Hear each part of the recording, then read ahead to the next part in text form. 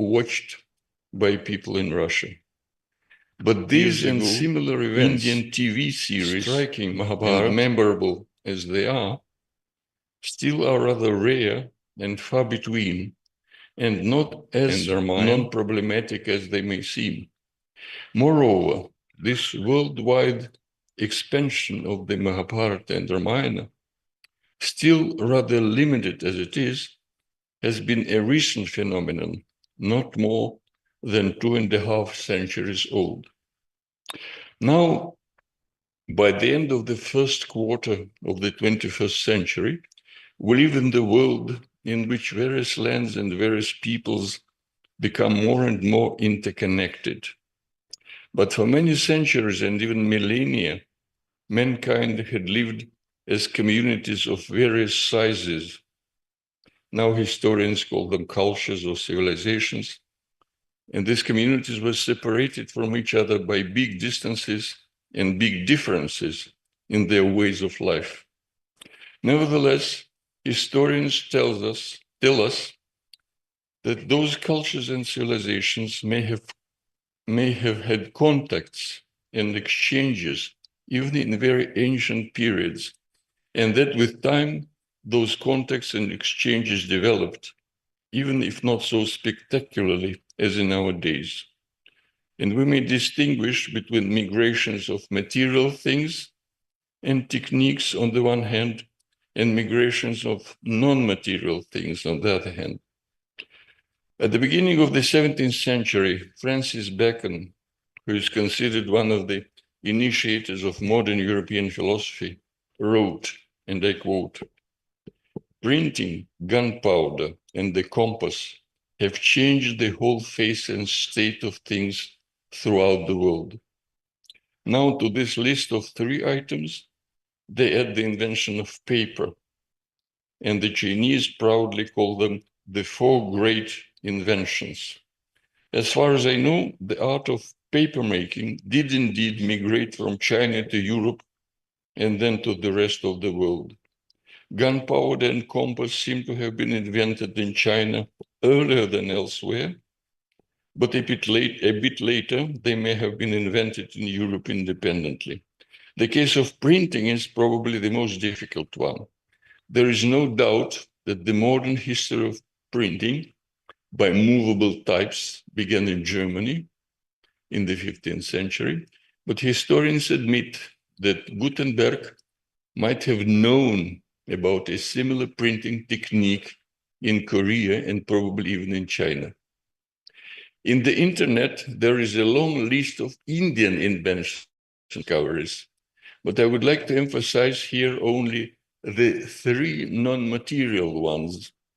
First, the play of chess, and 2 inventions in the field of mathematics, the idea and the sign or symbol for 0, and the decimal place value numeral system. Without the latter 2, as far as I understand, the development of modern mathematics would have been impossible. The diffusion of the inventions like this must not have met serious obstacles. A different story is the diffusion of ideas, especially of those which belong to the sphere which we now call by the Latin word religion. Let us consider the 3 religions, which in Russia are usually called mirovые религии, world religions: Buddhism, Christianity, and Islam. The teachings of these 3 religions are addressed to all humans. Unlike Hinduism, to which one has to be born, theoretically, anyone may be converted to Buddhism and/or Christianity and/or Islam and become a Buddhist, a Christian, or a Muslim. But in the real world, all these 3 world religions could appeal to masses of people only within certain geographical limits each. Buddhism, originating in South Asia, we may now say in India, was superseded there by other faiths, but triumphed in Southeast and Eastern Asia, and until recently could not impress, say, Europe Europe and, well, America. Christianity, originating in Western Asia, was later more successful in Europe, including Russia and the Americas, but much less successful in Southeast, East, and Eastern Asia, as Islam, as well, has had its geographical limitations. The story of the Mahabharata and Ramayana is more like the story of the three world religions than that of gunpowder or book printing. Because I suppose both poems have been closely connected with another religious world, which Europeans have named Hinduism.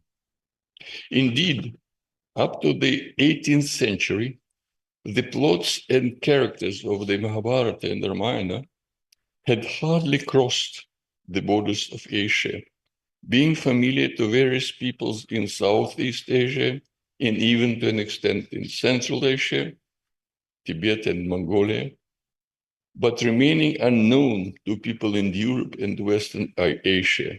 Even in China, the reception of the two Indian poems was, till rather recently, quite selective. The Mahabharata was hardly known. There were some echoes of the Ramayana in Chinese literary compositions, but mostly, if not exclusively, through the mediation of Buddhist texts. A very special place in the history of the Mahabharata and Ramayana belongs to the translations into Farsi, commissioned in the 16th century by the great Mughal Emperor Akbar. The translation of the Mahabharata was titled Raznama, Book of War. I have not been able to ascertain whether or not there were other translations of the Mahabharata into Farsi, but the Ramayana was translated into Farsi several times up to the late 19th century. There are more than one translations of the Mahabharata and Ramayana into Urdu as well. The distinguished British Indologist Professor Basham wrote in 1967, and I quote, "Although in the days of the Mughals, Persian paraphrases of both epics were made, the Muslim tradition of India and Pakistan seems to have rejected the ancient legends in their entirety," unquote. But it looks like Professor Basham was mistaken, and the matter deserves a more detailed study. As for translations into European languages, a breakthrough took place by the end of the 18th century. This breakthrough was a result of the historical process, which may be for short called the expansion of Europe. This expansion has been twofold: spatial or geographical, and intellectual or mental. It is well known that since the 15th century, Europeans began what they somewhat egocentrically called the age of discovery or the age of exploration. In Russian, this label sounds even more pompously: эпоха великих географических открытий. Western Europeans crossed oceans and settled in other continents and/or established their power over local peoples. Russians, Eastern Europeans, crossed the Eurasian mainland, reached the Pacific Ocean, and later established their power over some peoples in Central Asia. The spatial expansion of Europe was closely connected with the intellectual expansion. The 15th and 16th century are marked by the Renaissance. The 16th and 17th century is the time of scientific revolution. The 17th and 18th century are called the age of enlightenment. It was in the 18th century that Russia joined this all-European development. One of the features of the Enlightenment was the interest in exotic, non-European cultures. By the end of the 18th century, some functionaries of the British colonial administration in India inspired by the ideas of enlightenment, started in earnest the investigation of Indian culture. Among other things, they discovered for themselves Sanskrit and many texts in this language. Their scholarly and artistic works, published in Calcutta, quickly reached Europe and stimulated the development of Indian and linguistic studies there, not only in Britain, but also, and very much so, in Germany, France, and other European countries, including Russia. The first Indian text translated in Calcutta about 1785, straight from Sanskrit into a European language, English, is said to be the Bhagavad Gita, an episode of the Mahabharata. In the following years, this translation was translated into several other European languages, including Russian, as early as 1788. In 1789, the year of the French Revolution, William Jones published in Calcutta his translation of Kalidasa's play Abhijnana Shakuntalam, based on another episode of the Mahabharata. This translation delighted Goethe in Germany, Karamzin in Russia, and other European men of letters. So we may say that the Mahabharata played a very important role in the initial acquaintance of Europeans with Indian literature and high culture in general. The role of the Ramayana was not less important. The Sanskrit text of Valmiki's Ramayana was first printed in 1806 by Baptist missionaries in Serampore, near Calcutta, and soon reached Europe. The German author Friedrich Schlegel, in his famous epoch-making book on the language and wisdom of Indians, published in 1808, included fragments of Valmiki Ramayana in his German translation. His elder brother, August Wilhelm Schlegel, published in 1823 a Latin translation of the Bhagavad Gita, and in 1829, a Latin translation of the first two books of Valmiki Ramayana. Unfortunately, he did not go on with this work. But after such a promising beginning, Mahabharata and Ramayana studies in Europe did not go on as brilliantly. It seems that Western Indologists in the 19th and 20th centuries were more attracted to Vedic and classical Sanskrit literature than to the two epics. The Mahabharata and Ramayana, as far as I know, did not exert much influence on European literature and culture as a whole. I may be mistaken, so let those who know better correct me. In the 19th and 20th centuries, several translations of both epics into English were produced in India by Indians. There are at least 2 or 3 translations of both into French, as early in 1860s as the 1860s. An Italian translation of Valmiki Ramayana was published in France. In the 20th century, American Indologists first undertook an English translation of the Mahabharata, and later an English translation of Valmiki Ramayana, just recently completed. Both translations are in prose, very scholarly, with many detailed comments, but it is difficult to say what will be the influence of these very impressive academic undertakings on the Western culture in general. The same may be said about various translations into European languages of other Ramayanas, Tulsidasa's Ramayana in Awadhi, Kamad Ramayana in Tamil, and so on.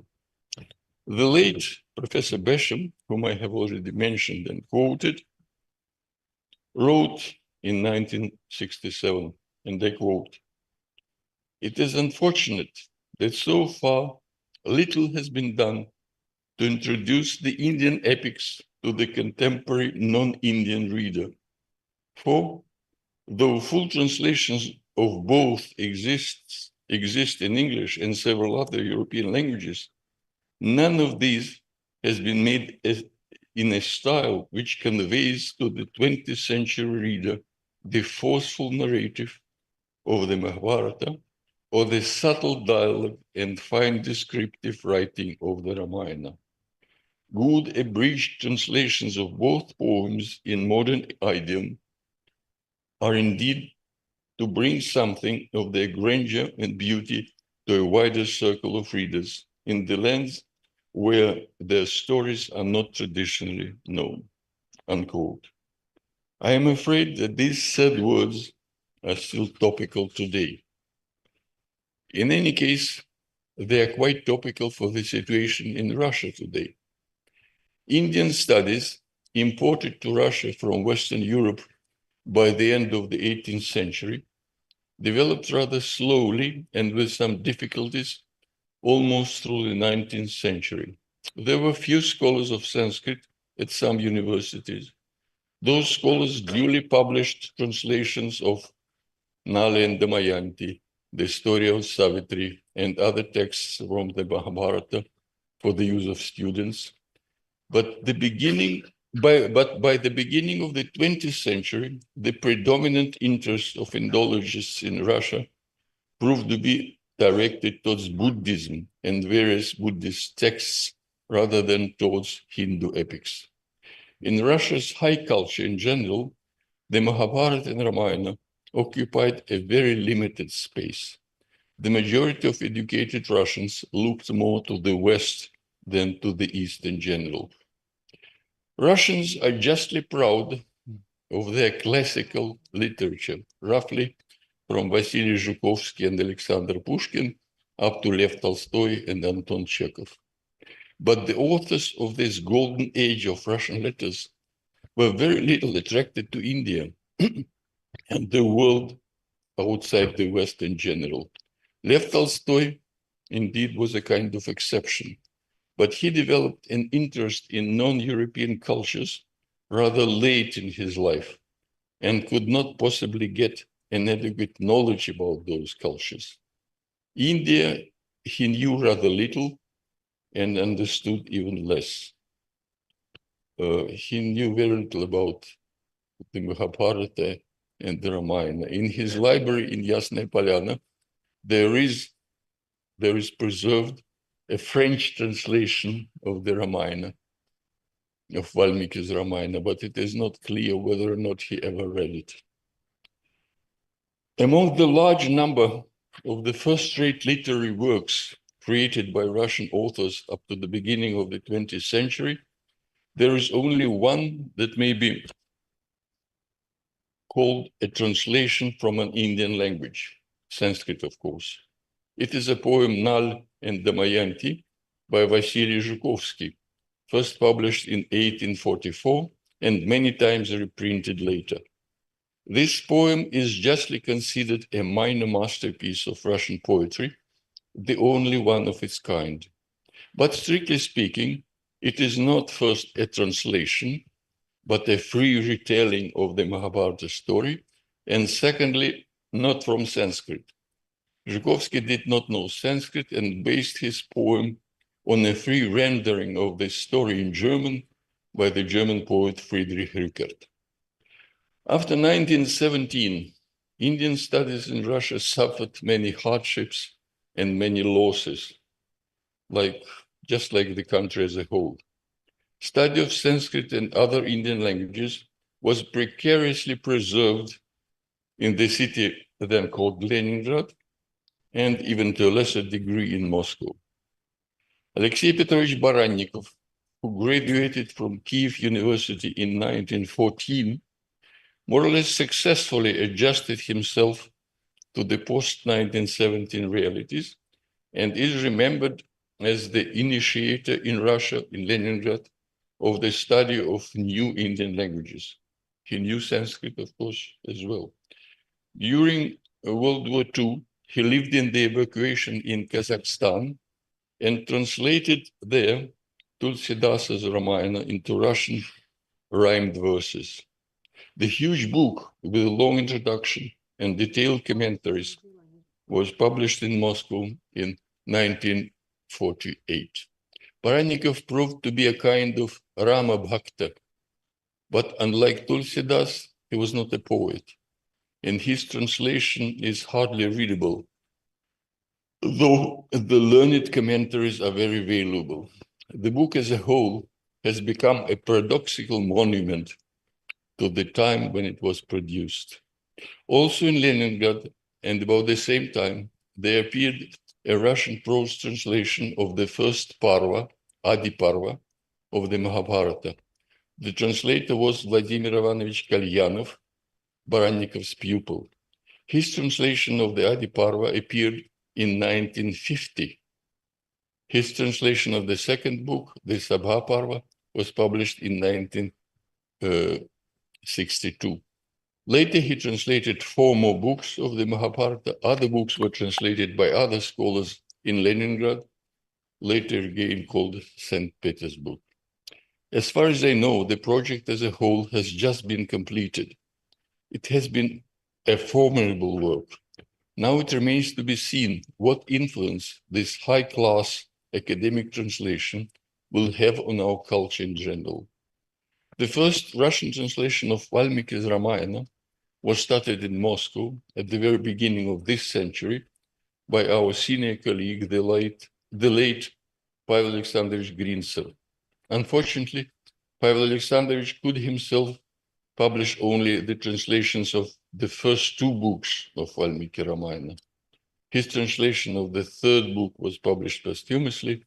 His unfinished translation of the 4th book may be completed and published sooner or later. And this work is continuing. Today we'll listen to a paper about this project. Pavel Alexandrovich has offered a new way of translating Sanskrit shlokas into Russian. It was a very important breakthrough in the ways of translating Sanskrit poems. This kind of translation may be more appealing to Russian readers, but so far the feedback from readers is insufficient. Well, I think I have reached the limit of my time. I could tell more about translations that have been printed, but what I want to say, to improve the situation with the translation work of Ramayana and Mahabharata, we have to develop the study and the teaching of Sanskrit in this country. Unfortunately, as far as I know, the teaching of Sanskrit is not too widely spread now, even in Moscow. It goes on in St. Petersburg to an extent. But so far, actually, there practically no people who can translate poetry straight from Sanskrit into Russian poetry. You can't teach people write poetry, actually. Poets are born as poets. And maybe if many people learn Sanskrit one way or another, sometimes there will appear talented translators who would translate Sanskrit poetry, including the Mahabharata and the Ramayana. And apart from anything else, these 2 monuments, they are high-class poetry. So we have to wait till new generations of Russians who learn Sanskrit probably will try and produce, poetic translations of both epics. Well, as they say in India, iti. That's what I wanted to say. Sorry if I detained you too much.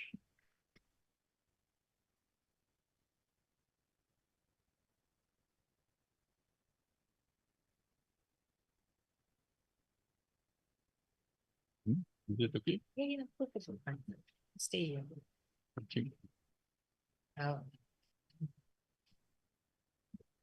Thank you, Professor Cerebrani. I would request Deputy Chief of Mission of Indian Embassy, Shri Nikhilesh Giriji, to please come forward and felicitate Dr. Cerebrani.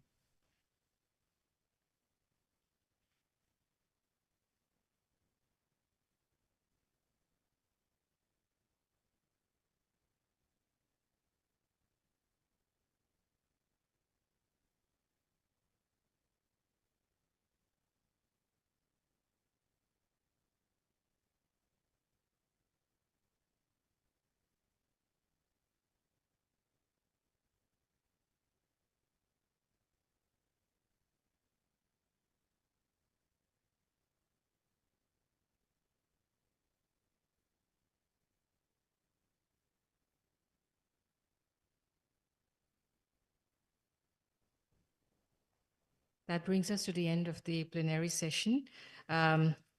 Before we begin with the first session of today, Contemporary Linguistic Approaches to Ramayana and Mahabharata Studies, a brief about Dr. Maxim Demchenko, who is the moderator. Dr. Maxim Demchenko is an associate professor at Moscow State Linguistic University, a Hindi teacher, translator, and author of books in the field of South Asian studies. His research is focused on Ramayana studies in the context of culture and languages of Ayodhya. He also participated in Ram Leelas as organizer, storyteller, and performer with the scope of delivering the idols of Indian epic to international audiences. In fact, Professor Demchenko has been very helpful and supportive in organizing this particular conference involving so many speakers from India, from Russia, from Uzbekistan, involving not just the senior scholars, but also welcoming the young students, young scholars who are practicing Indology, who are learning Indology subjects from the universities of MSLU, MGIMO.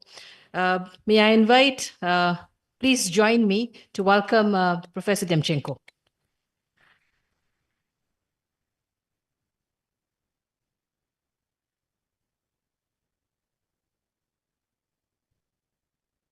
First of all, I'd like to thank Ms. Madhurkan Kanaroyji for such a warm welcome. And in the very beginning of our today's session, we would like to offer a gift on behalf of our university to Madam Roy. In the very beginning of our today's session, my students who study Hindi at our university, under my guidance, presented a few shloks, a few verses in Sanskrit from various ancient sources. And I decided to use them as a kick-off for my brief 10-15 minutes presentation. Then I'll proceed with moderating and anchoring the further session today. And as you heard, the first shlok was dedicated to the goddess Saraswati. And this is the shlok I always use before any of my speeches here in Russia, in India, and elsewhere in the world. Varnanam artasanganam rasanam chandasam api mangalanam chakartaro vande vani vinayako. This is a greeting to goddess Saraswati, but goddess Saraswati, as we know, has a second name, which is Vani. And Vani means speech. So for the Indian culture, and I was about to say for us in India or for us in whatever, because I feel strongly belonging to the Indian tradition, Indian culture. So in Indian culture, the word is holy. And it's not just holy in terms of our Western perception, but the sounds of the Sanskrit and Hindi alphabet are Shabda Brahm. That is you can say the holy vibe, the incarnation of Brahm, the supreme reality. And this is why when we are chanting the verses from the Ramayana or Mahabharata, especially Bhagavad Gita or Puranas and of course the Vedas, which according to the tradition, we are not really entitled to chant in such a profane atmosphere. But whenever we vocalize these sounds, we get connected to the supreme reality, as we are really in touch with the parampara, with the ancient tradition coming to us from the ancient times. I'm really happy that we managed to organize this Ramayana and Mahabharata event at our university.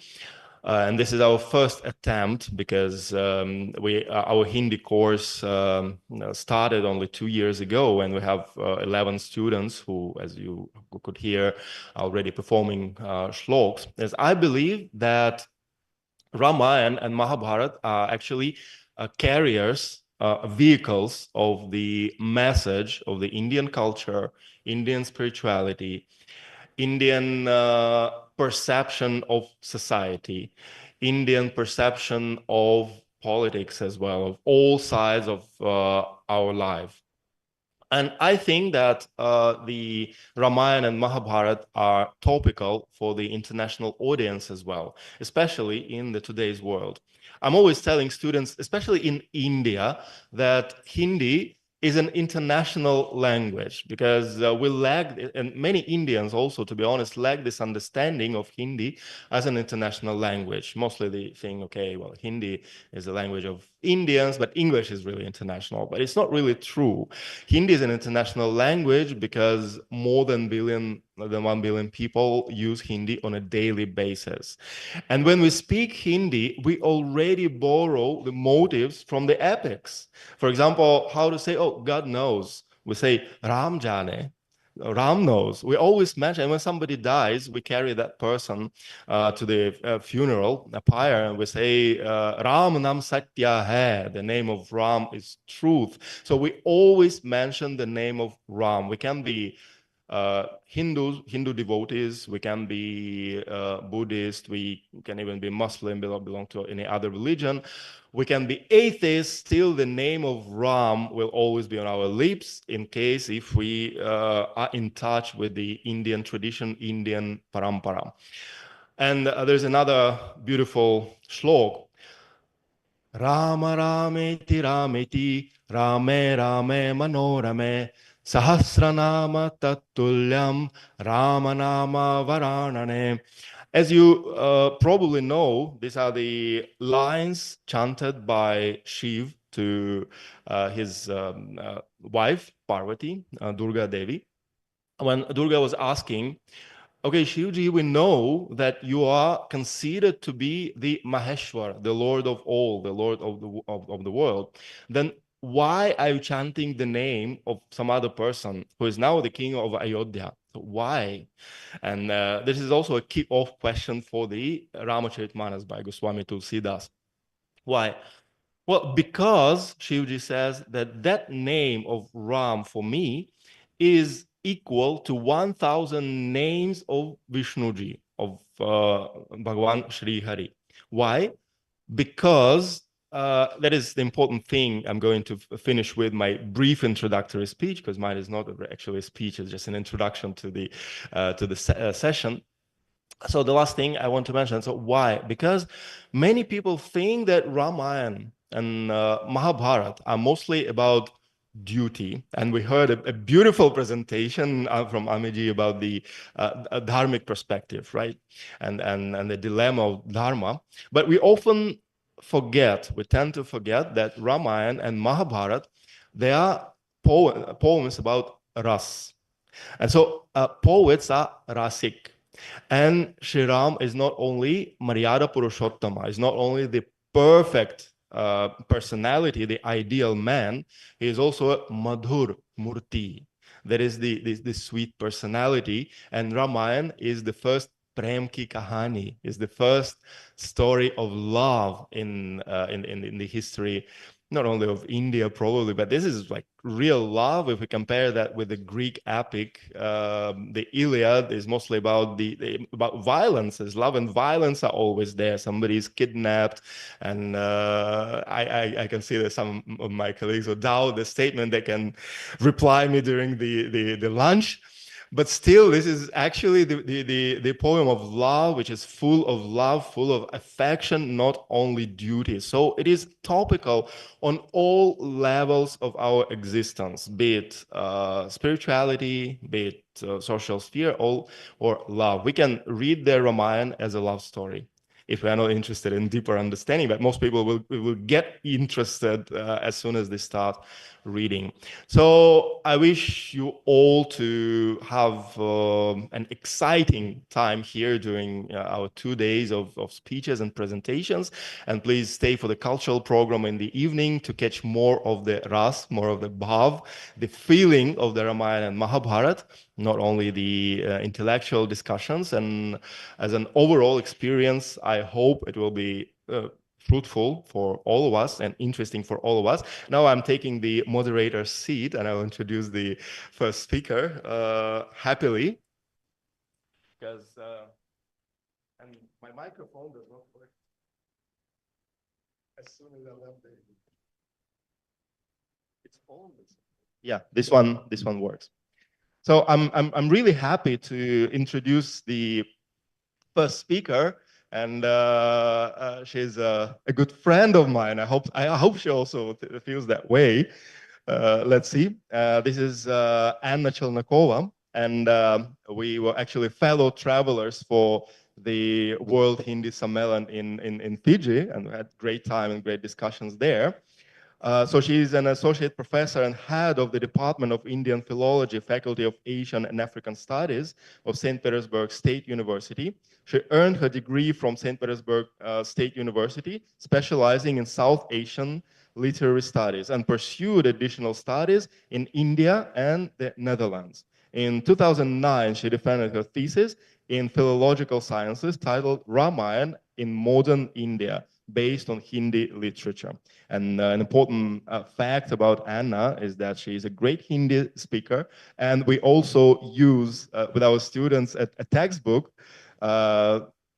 co-authored by her with a team of specialists, and we really appreciate her work. And she also authored more than 40 scientific publications in Russian, English, and Hindi. She's going to enlighten us about Rama's story in Nepal, and her speech is called The Poem in the Wheel of Sansara.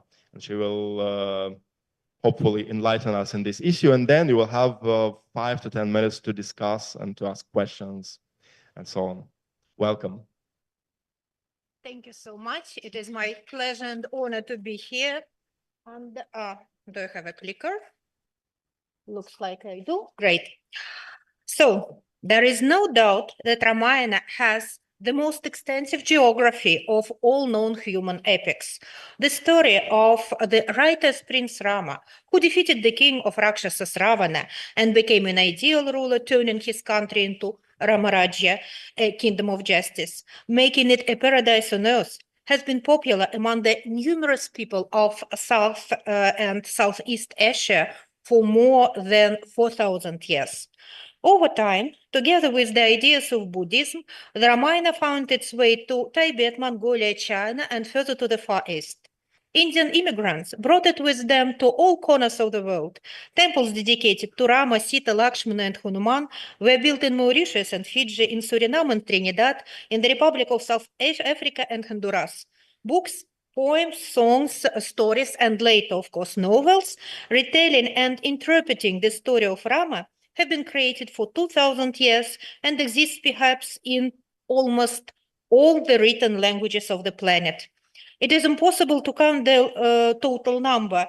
It will be like trying to count the stars in the sky. It is all more surprising that, as many scholars believe, in Nepal, which is not only India's close neighbor, but also until 2008 was the only Hindu kingdom in the world, the popularity of Ramayana is not very high. And this is despite the fact that Sita was acquainted with her father, right, as King Janaka in Midhila, which is located in ancient times on the territory of modern Nepal. Now it is modern city of Janakpur, and Rama himself, the incarnation of the greatest Hindu god, walked this earth. Until very recently, the Nepalese kings who headed the state were considered living receptacles of divine grace and were directly associated with Vishnu, sometimes acting as his earthly incarnations. But it is Rama who is considered by Hindus to be the Dharmaraja, the ideal of an earthly ruler, protector of his people, and guarantor of the maintenance of the world order Dharma. So the kings of Nepal were considered to be the incarnations of Rama himself.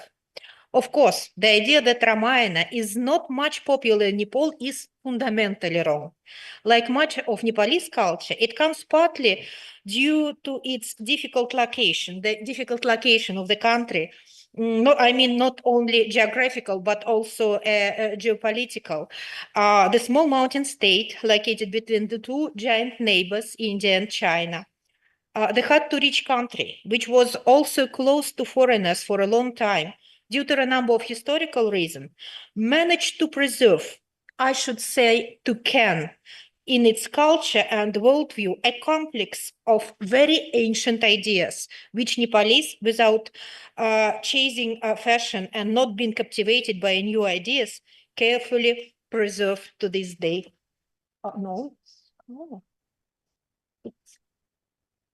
I think we need to come back. Is it possible? Looks like my clicker. Doesn't work. Maxim, can we just move back? So looks like clicker doesn't work, and actually,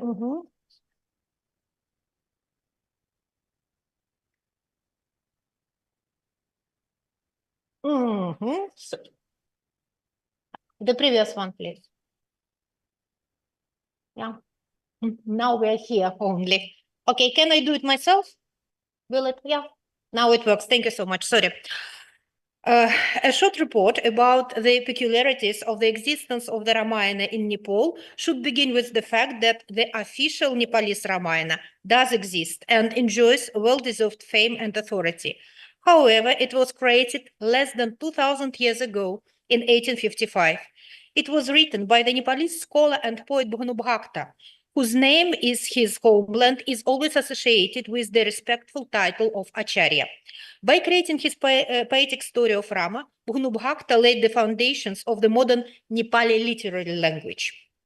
The fact is that, starting from the 15th century, Sanskrit became the main language of the Nepalese elite, while the spoken language of the majority of the local population, Khasi, later Nepali, was considered to be a dialect of the common people.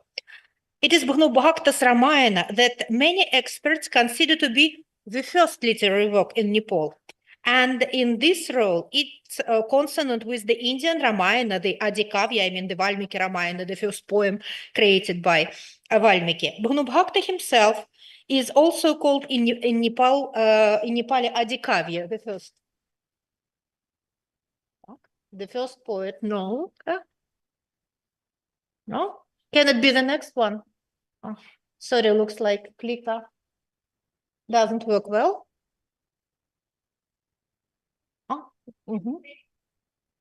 Yes, that one. Thank you so much. Bhanubhakta was a native of central Nepal, born in 1814 in the Hindu village of Chundiramgha, Tanahu district, to a Brahmin family, and received a good home education based on the study of the Sanskrit heritage.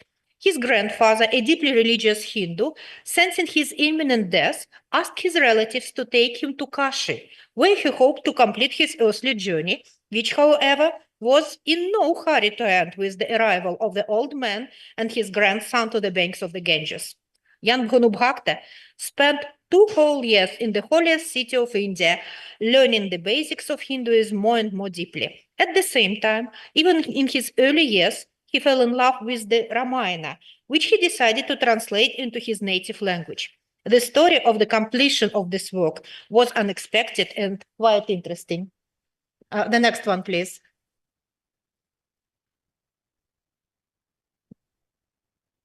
Thank you. Bhanubhakta chose for translation not Valmiki's epic, but the Adhyatma Ramayana, part of the Brahmananda Purana, the authorship of which is traditionally attributed to the sage Vyasa, the legendary author of the Mahabharata.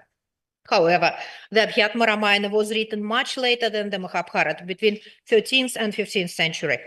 It is called the mystical Ramayana because, unlike the epic Rama, a fearless warrior and a wise ruler who nevertheless possesses a completely earthly human nature, Rama in the Adhyatma Ramayana appears as the highest deity, the embodiment of the Adhyatma, the divine essence as such. The next one, please. The first Nepalese poet conceived his work as a translation from Sanskrit. But over time, the translated text began to be increasingly interspersed with poems written by Bhakta himself, as well as with shlokas taken from Valmiki's Ramayana and other Sanskrit works on Rama. It seems that the poet was aware of seriousness of the mission he had undertaken from the very beginning. His poem contains such lines. If even a poor mower decided to dig a well in his native village for the welfare of the whole village, but also for the perpetration of his own name, how can I, a rich and powerful Bhakta, bear the shame of inaction? That mower opened my eyes. I know that I cannot live without doing something for the welfare of others. Bhakta very quickly, at the age of 27, completed the translation of the first of the 7 books of the Adhyatma Ramayana, Balakanda, but his life's work had to be temporarily put on hold. He was invited to take up civil service in the Nepalese government. For over 2 years, Bhakta worked as a government official in Nepal's southern Terai region, but his career ended abruptly and tragically when he was charged with embezzlement and jailed just for 5 months. Perhaps it was this tragic turn of events that helped Bhakta to return to literary work. During a relatively short period of imprisonment, he managed to complete the translation of the next 5 books of the Adhyatma Ramayana and even begin working on the translation of the last one. The fate of his translation, that became an independent author's poem, was also not standard. Over the next 30 years, it managed to win the love of the people without being officially published through oral tradition and the so-called copies. Now, Bhakta's Ramayana, essentially a later author's works, is revered by Hindus as a regional Nepalese version of the epic. The next slide, please. Considerable small pieces of evidence that Nepalese people were familiar with Malniki's epics were still found. These are primarily inscriptions on temple stones. The oldest of these dates back to 608 AD. This is a part of the edicts of the ruler Amusvarma, which were carved on stones in the settlement of Hedigaon. Amusvarma is associated with the Lichavas dynasty, ruled at Kathmandu Valley from 300 to 750, although he may not have been a member by blood, but was married to one of the ruler's daughters. At the same time, the main religion of the region was already Buddhism, although the rulers still professed Hinduism, and the Kathmandu Valley was a trade road between India and Tibet, and the influence of India and Hinduism was quite high. The main content of the surviving inscriptions of the Lichhava era, which were written in Sanskrit using the Gupta script, was limited to royal decrees and reports of donation made to Hindu temples. So the Rameshwara temple is found in the list of such temples that were blessed. Unfortunately, the inscription does not contain more information, and we cannot guess where exactly this temple was located or who its parishioners were, visiting traders from India or residents of Kathmandu Valley itself. The next one, please.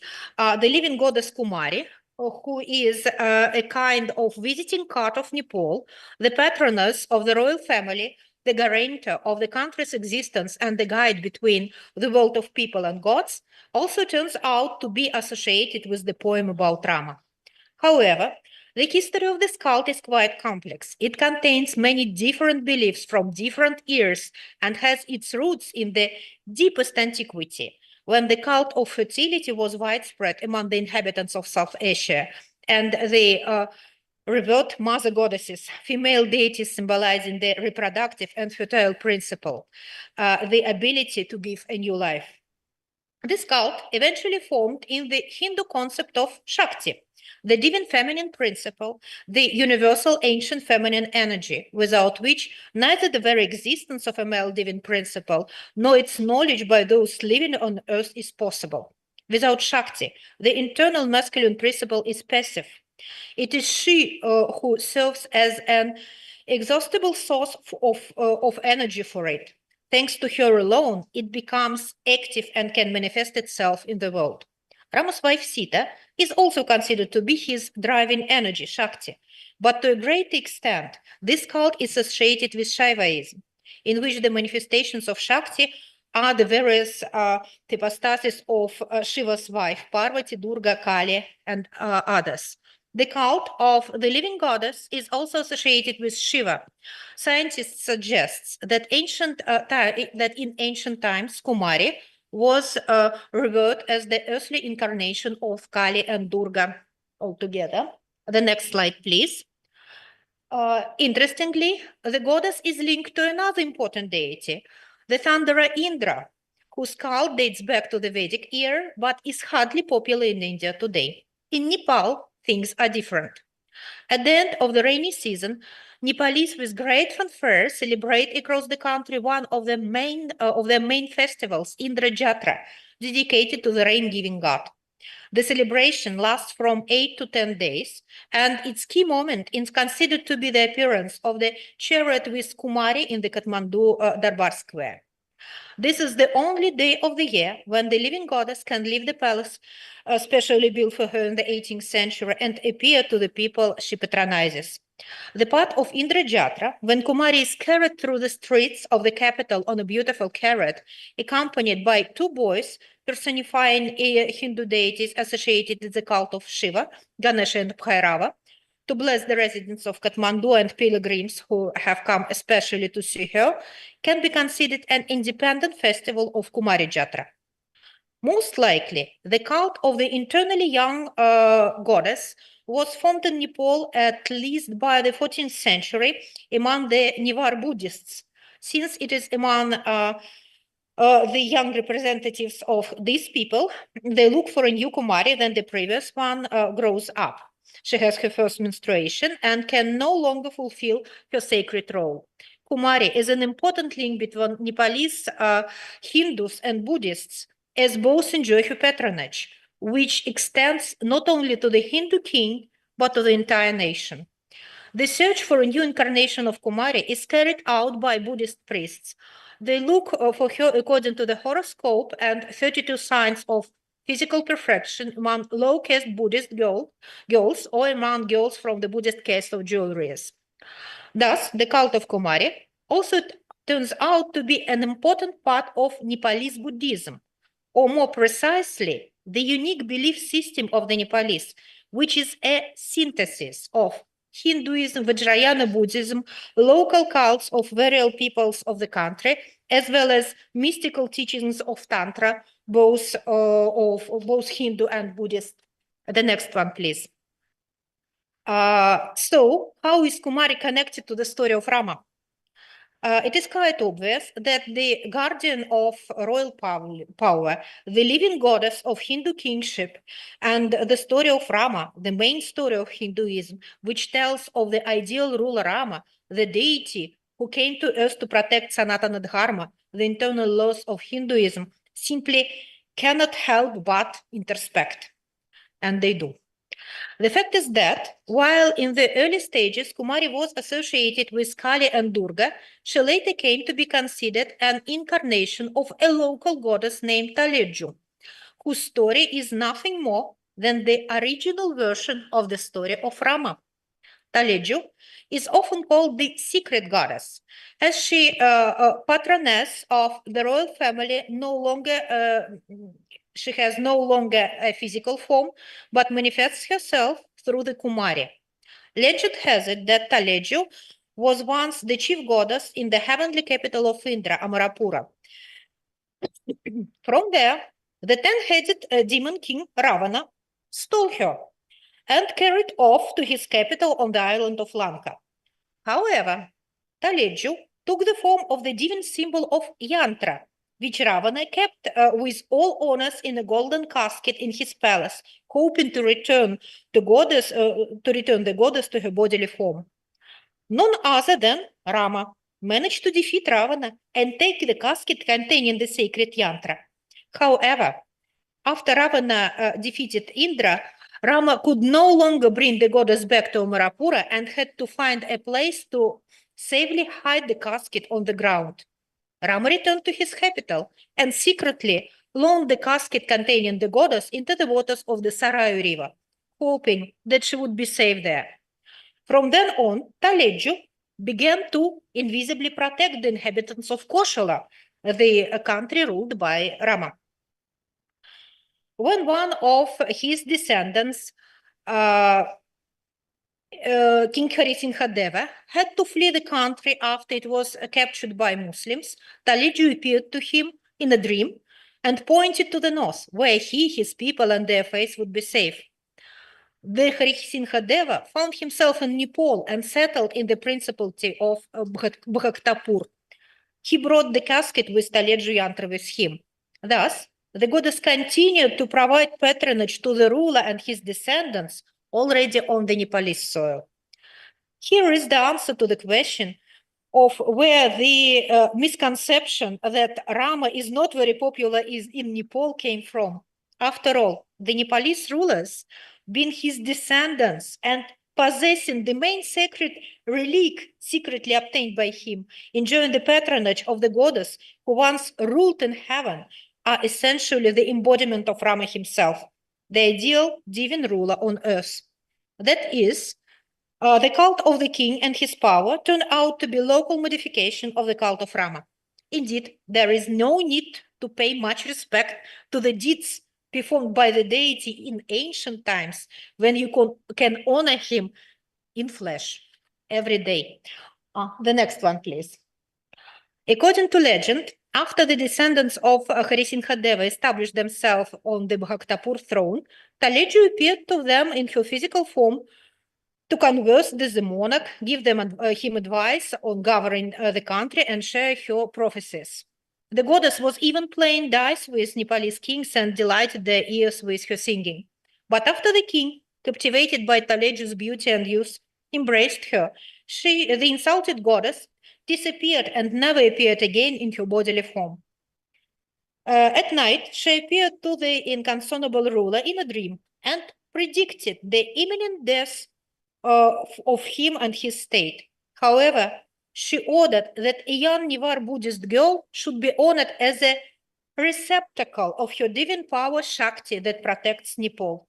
From that moment, Kumari will serve as the family deity for all the rulers of the country, sanctifying their power and playing a major role in the performance of the most important rituals associated with the preservation, prosperity, and protection of the country.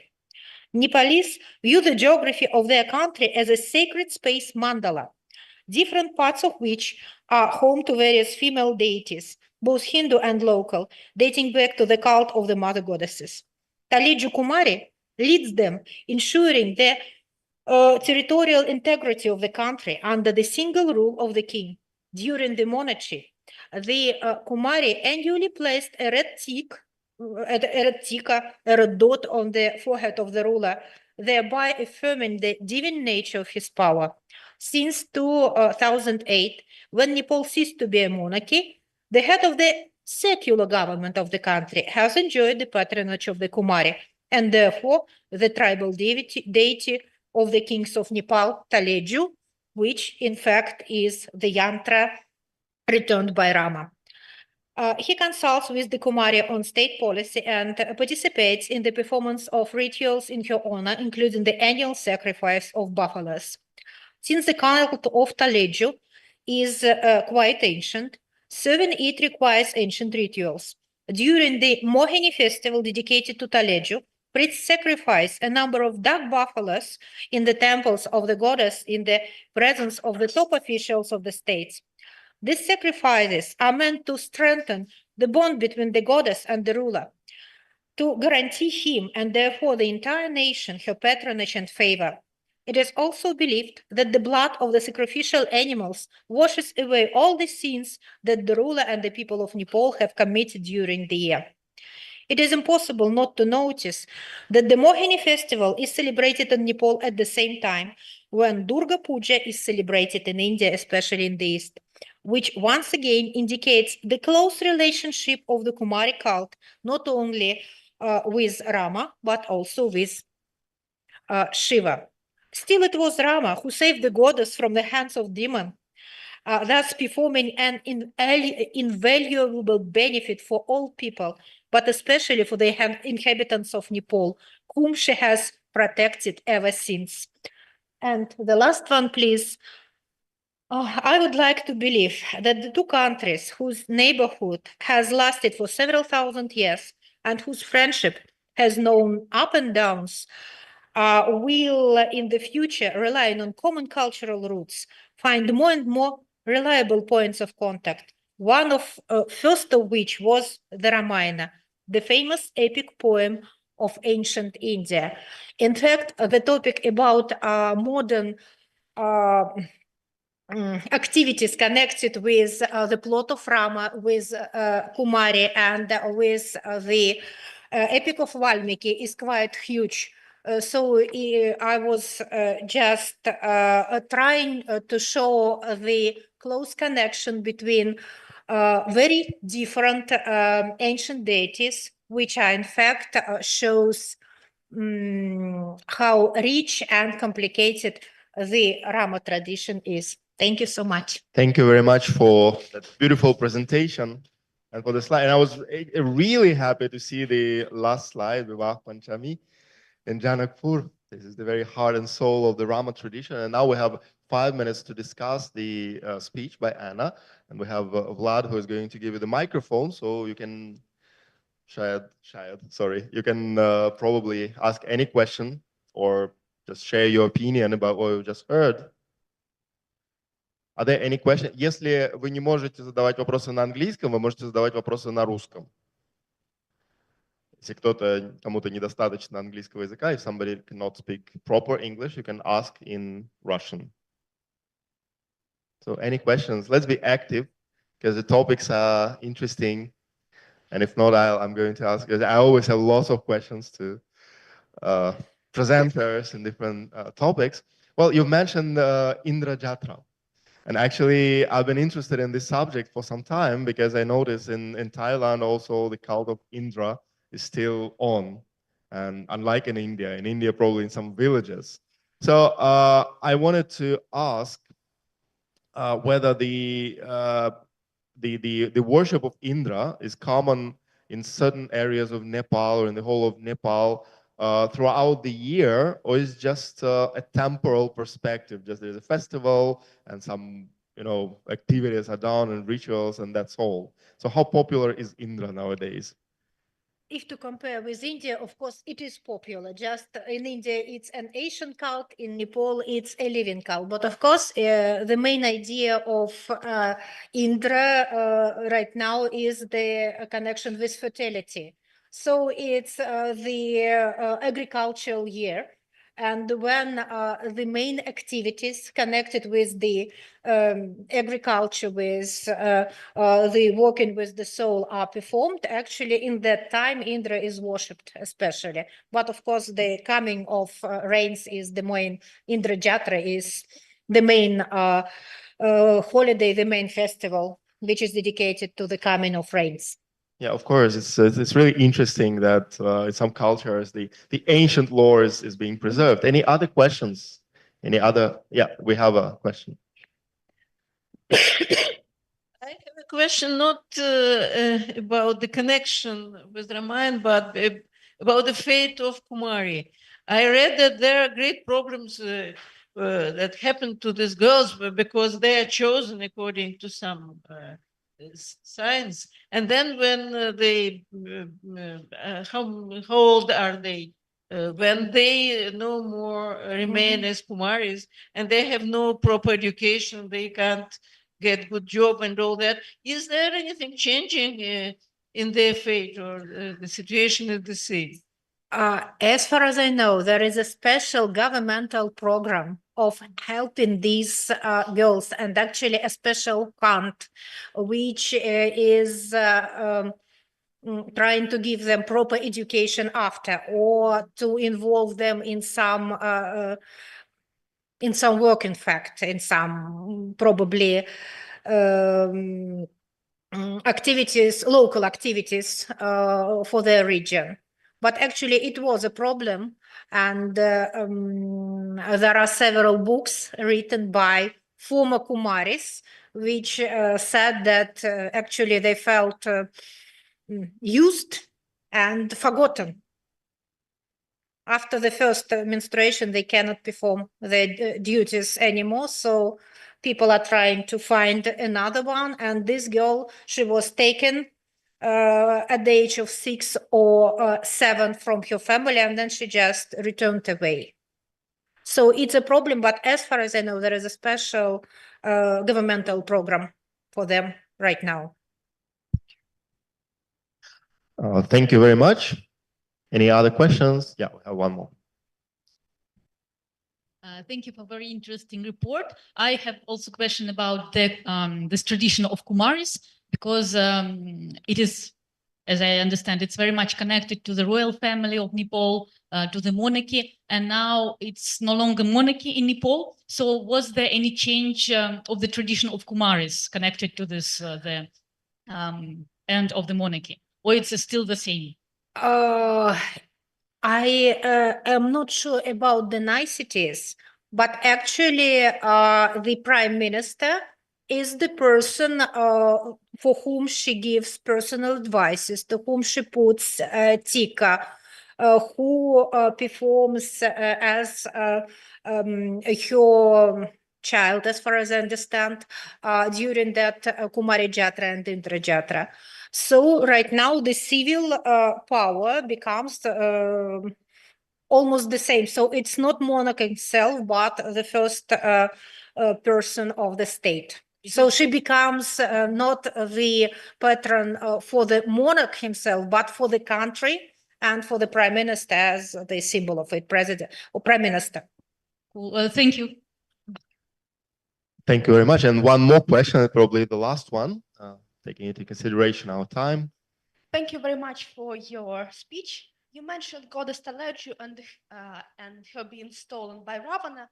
I wanted to ask, can we put any, do you have any information on where and when this story originated? I know that's very, maybe not, I'm just very unfamiliar with material.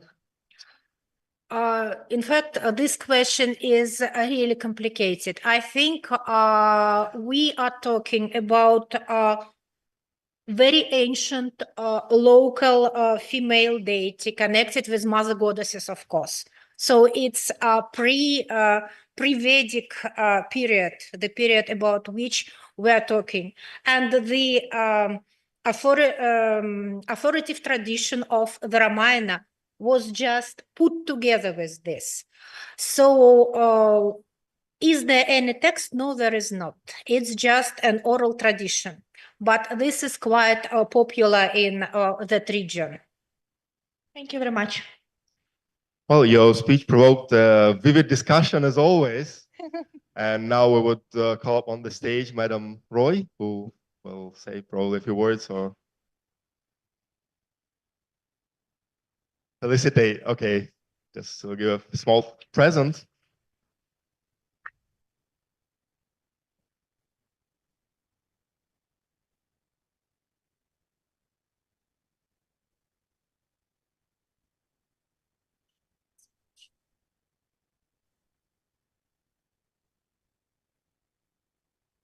Thank you very much. And now we're going further. Our next speaker will present his paper online, and he's from India. This is Dr. Mahendra Kumar Mishra, noted folklorist, the author, most recently of Erai, Multilingual Education and Tribal Schools in India, Voices from Below. That is the book that was published in 2023. He works in Odisha, Chhattisgarh, Madhya Pradesh, and Rajasthan. And his works has been widely recognized for using folklore in school curricula in a multilingual education framework. In 2023, UNESCO conferred on him the International Mother Language Award. He's now working as National Advisor, Multilingual Education with Language and Learning Foundation. He's going to speak about the legacy of epic literature in India in the temporal perspective from the past to the present. So welcome, Dr. Mishra ji. Thank you, sir. Am I audible, sir? We cannot hear you. Oh. Hello? Hello? Is your microphone on? Yes, sir. Yeah.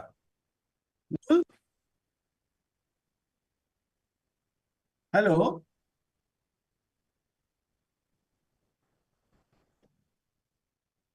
Yeah, now the microphone is off. The sign shown is off.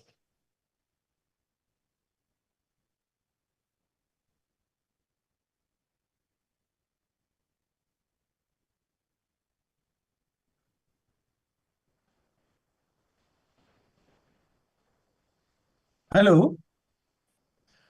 Okay, Hello? now we got a message that online we can hear you. Online we can. Are you able to listen to me? Hello, sir? Yes, we can hear you.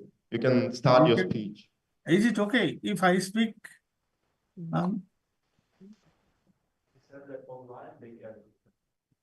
So, thank you very much. And I am delighted to be a part of this August seminar on international seminar on Ramayana and Mahabharata in Russia. Hello, sir. Yes, you can speak. You can speak. Is it audible? Yeah. So I have been listening to the deliberations made by my predecessors, and I am really delighted to be a part of this seminar. I thank the Jawaharlal Nehru Cultural Center, Moscow, Mrs. Roy and Mr. Giri to invite me, and I am so much happy that many people across the world are studying on the Ramayana and the Mahabharata over centuries. So my point here is to speak on the cultural, spiritual, and literary aspects of the Ramayana and the Mahabharata.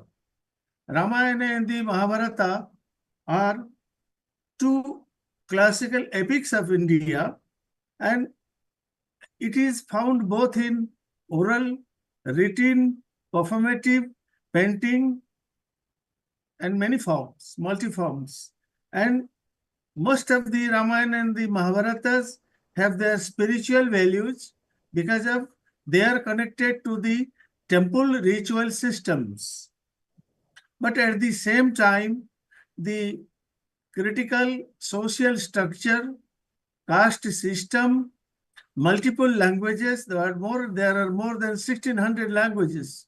So multiple languages, multi-ethnic social systems, and the center and periphery, all these constitutes the crux of the Ramayana and the Mahabharata.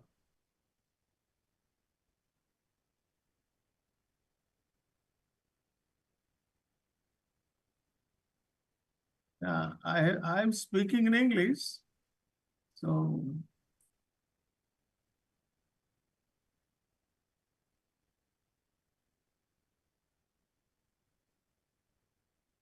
hello. Yes, you can continue. So these two living epics, this Ramayana and the Mahabharata, belong to two dynasties. The Ramayana is for the solar dynasties, Surya Vansha, and the Mahabharata is belong to Jaduvansa. Sorry, this Kuru Vansa, Kuru Pandava Vansa. This is the genealogies of the solar and lunar dynasties. And after that, the Jaduvansa, the Sri Krishna joins there. But however, the Jaduvansa is not at par with the solar and lunar dynasties. But at the same time, when you find that how this Rama, Krishna, and Shiva, these three black gods of India, continued for centuries, over 3,000 to 4,000 years, in the collective memory of the Indian people, cutting across space and time. So these two epics, the royal genealogies, really influence the religion, morality, social ethics, literature, and the aesthetics and the everyday life of our Indian people. And both the epics are found in oral form and in written form. So there is a cycle of orality to literacy and literacy to orality in Indian epic system or in folklore system and literary system. Therefore, whatever is oral, that becomes written. When Narada went to Brahma and asked, who is the most famous person in this world now, on whom I can write something? Brahma said, Rama is the most popular hero of our time. So he is Loka Prakrtita. He is most popular among the common people. Therefore, the story of Rama is the most important in our Indian time. Therefore, Narada came and he propagated Ramayana. After that, Valmiki. Valmiki is, it is told in India that Valmiki is not the writer of Ram Katha, but Rama story, but he is the first composer of Rama story. That story was popular in the Indian subcontinent in orality. So it is most interesting to know that because of its orality, there are multiple forms of Ramayana, but Valmiki was the first composer, first writer of the epic of Ramayana, which became the ideal model for the rest of the times. So Valmiki Ramayana is considered to be the ideal model, but it does not stop there. There are over time, this Valmiki Ramayana was recited by many people. Also, prior to Valmiki, there were many oral Ramayanas. So till today, you will find in more than 50 languages of India, you will find the vernacular Ramayana in many parts of this country, like Gondi Ramayana, Bhili Ramayana, Gaud Ramayana, Bega Ramayana, and in South India also many Ramayanas. These Ramayanas belong to the ethno-linguistic communities, those who take the framework of the main story form of the Ramakatha and they remold and reimagine the Ramakatha, the characters and the functions and the structure of the Ramakatha, Ram story into their socio-cultural perspective and they modify it. But at the same time, the values and the philosophy of Ramayana is embedded in their vernacular Ramayana in many forms. So, while Ramayana stands for the ideal model of the Indian philosophy and society, Mahabharata represents the realities of society. In Ramayana, you will find an ideal hero, ideal father, ideal mother, ideal brother, ideal wife, ideal servant, even ideal villain. very interesting that Ravana was also a dignified hero in the time of Ramayana, because of when Ramachandra constructed a bridge from India to Sri Lanka to rescue Sita, Ravana was the priest to help Rama in building that, in bridging the two continents. So just imagine a villain who is portrayed as a villain in the Ramayana is also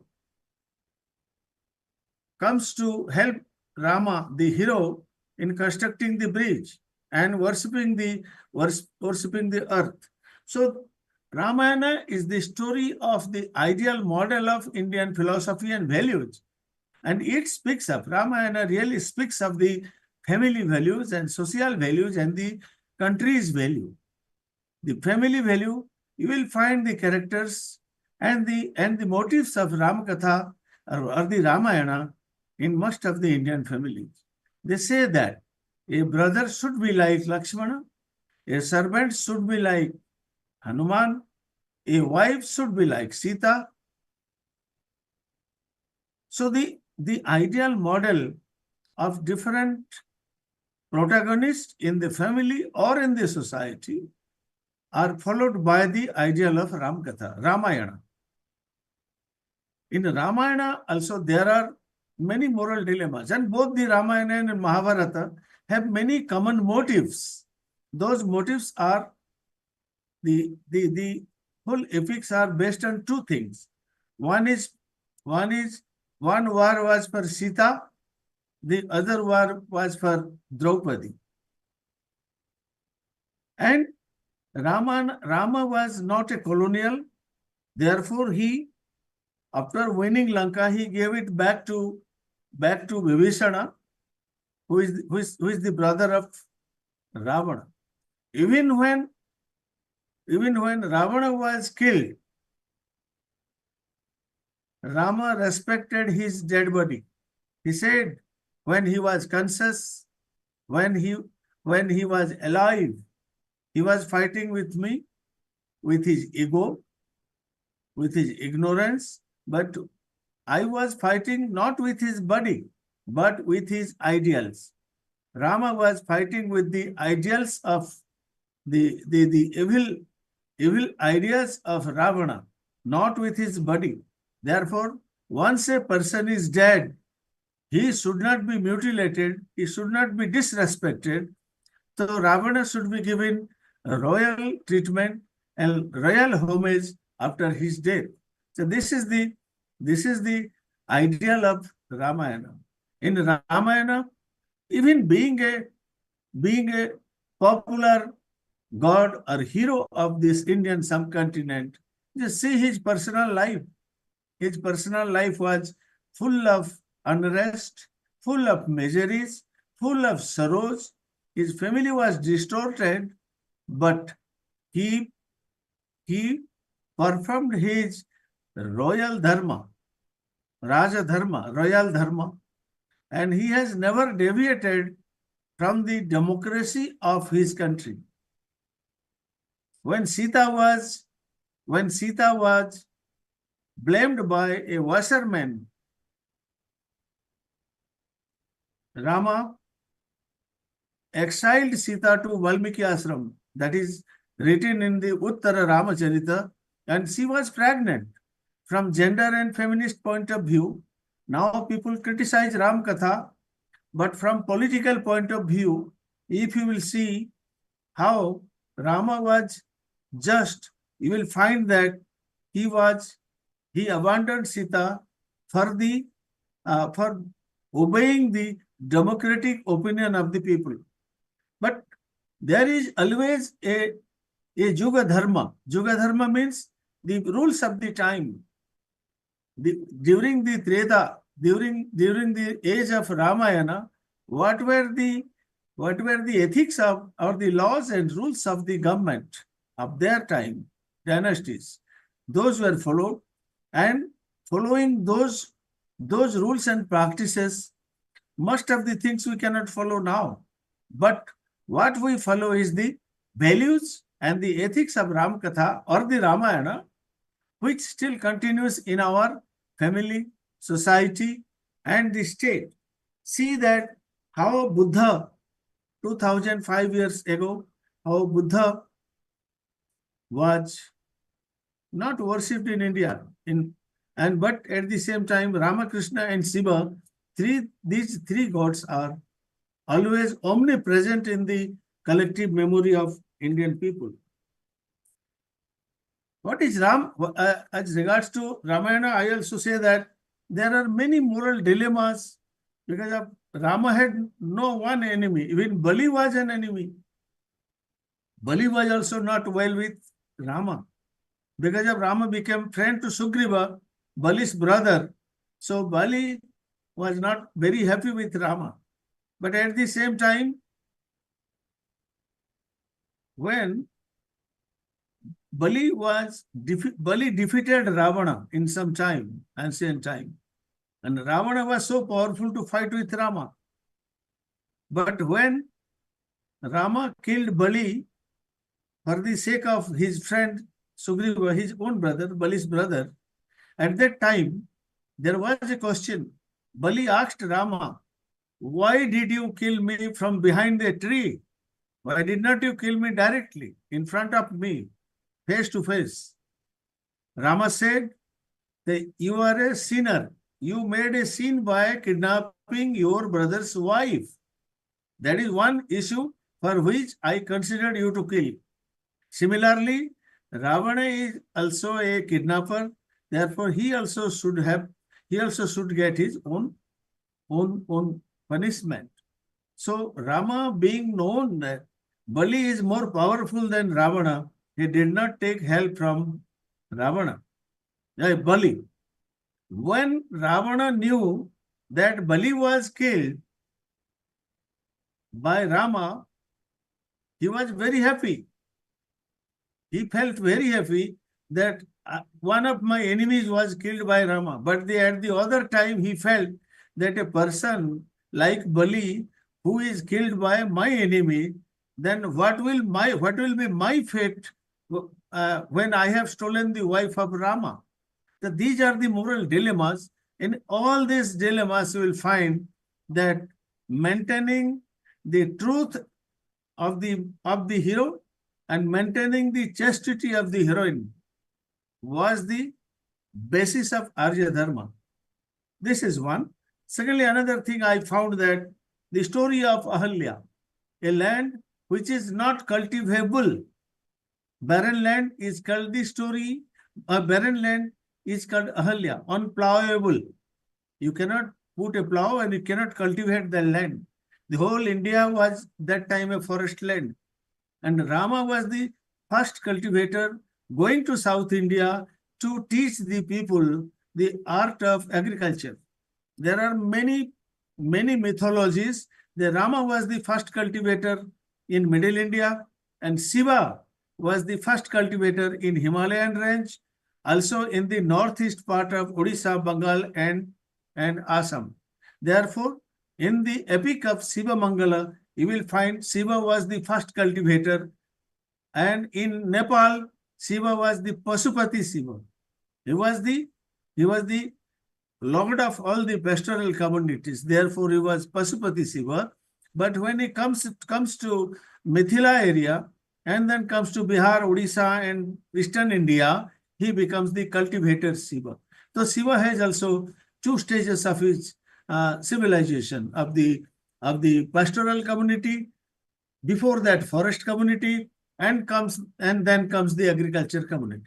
There are many dramas related to Shiva Vivaha and the cultivator Shiva. So the Rama as a cultivator rescued Ahalya. That means she was a stone and she became a woman. This signifies the symbolic representation of transforming a stone into a woman, representing that the land was barren and the land was fertile after Rama and the cultivation was started. So the myth of vegetation, both for women and for the agriculture, is considered to be a nature myth that is reflected in this story of Ramayana. So in Ramayana, you can also see many ethnic groups like the Banara, Jakhya, Bhalluka, Asura. There are many ethnic groups, many tribes found along with Ramayana. Jatayu is not a bird. He was a warrior of a tribal community called Jatapu in Andhra Pradesh. When Jatapu knew that Sita was stolen by the Gond king Ravana, he fought with Ravana with a strong sense that it is not a good act that a other's wife is stolen by Ravana. Therefore, although he lost his life, he did his dharma, he did his work, he did his virtue by fighting Ravana, although he was killed. But he gave information to Rama that Sita has been stolen by Ravana. This is one character. Then comes the Vanara and Bhalluka. In Sanskrit Kavya, it is written that the Bhalluka and Vanara are really the beasts and animals. But an epic writer of North India, like Valmiki, not seeing the South Indian part, telling them Vanara and Bhalluka is the ethnic superiority by that time written in that epics. But anthropologically, if you find that the Kond people and some other tribes of Odisha and Andhra Pradesh do have their clan totem monkey. Another clan totem is Jatayu, vulture. This vulture, peacock, and bear and monkeys are the clan totem of some tribes staying in South India, and they were helpful to Rama. So Rama's story is a beautiful conglomeration of the tribes and the non-tribes, the Aryan and the non-Aryans. There is a character called Guhaka, a good friend of Rama after exile. There is a story of Savari, a tribal woman feeding Ramachandra with sweet berries. So, and also the Asuras, which is called that the whole Lanka was full of Asuras. That is a cultural values observed by the Arya and the Asuras were different, but human values, that the kind of Satya, Dharma, Daya, Khyama, Ahimsa, non-violence, truth, and kindness and forgiveness, all these values are found both in the Aryas and the Asuras. But why the fight then? The fight was to establish the values of the Aryas in India. That was the point. So, as regards to Ramayana, these are some of my observations. But I must say that in India, there are more than 500 Ramayanas in many languages. You really believe that? I have written many such things, and the background of this book, that behind me there is the story, there is a picture of Rama, Lakshmana and Sita. You can see the Rama and Lakshmana are bearded. They have beards on their face. And this is the story in Odisha. And this is the cover page of my book that is coming in the month of April from the Indira Gandhi National Center for the Arts, in which I have collected 3 oral epics on Ramakatha, Ramayana, which will be published very soon after 1 month. And I think that the Prime Minister will release this. This is one. As regards to Mahabharata, when Ramayana is the ideal in this whole country, I found one woman has also sung a Ramakatha. When a male sang the Ramakatha, this is something, he speaks the male dominance. When a woman speaks the Ramakatha, that is another thing, where you will find that Rama killed Ravana, that is narrated in only one line. But when these 3 queens, Kausalya, Kaikeyi and Sumitra, are taking bath in a river, it takes 1 hour of narration. Similarly, she has not mutilated Surpanakha. Surpanakha nose has not been cut down by Lakshmana. The reason is being the singer is a woman and she never tries to mutilate the nose of a woman. Therefore, Surpanakha has not been mutilated by Lakshmana. But she was insulted by words by Rama and Lakshmana. And she was driven out from the hermitage of Rama and Lakshmana. Therefore, being insulted, she wanted to take revenge on these people. These are the things. And as regards to Mahabharata, when there is a very good proverb that a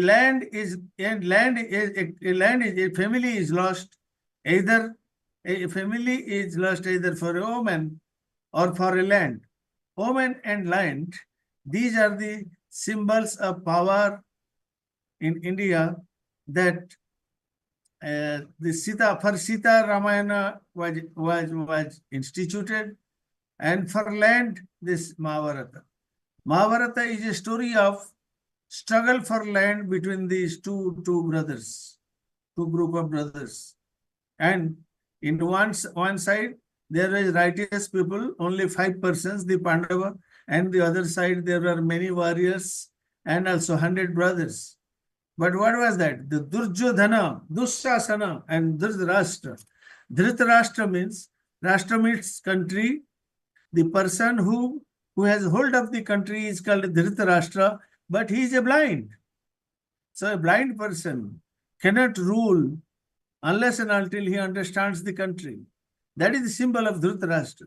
Dussasana, the bad rule, tyrannic rule is called Dussasana.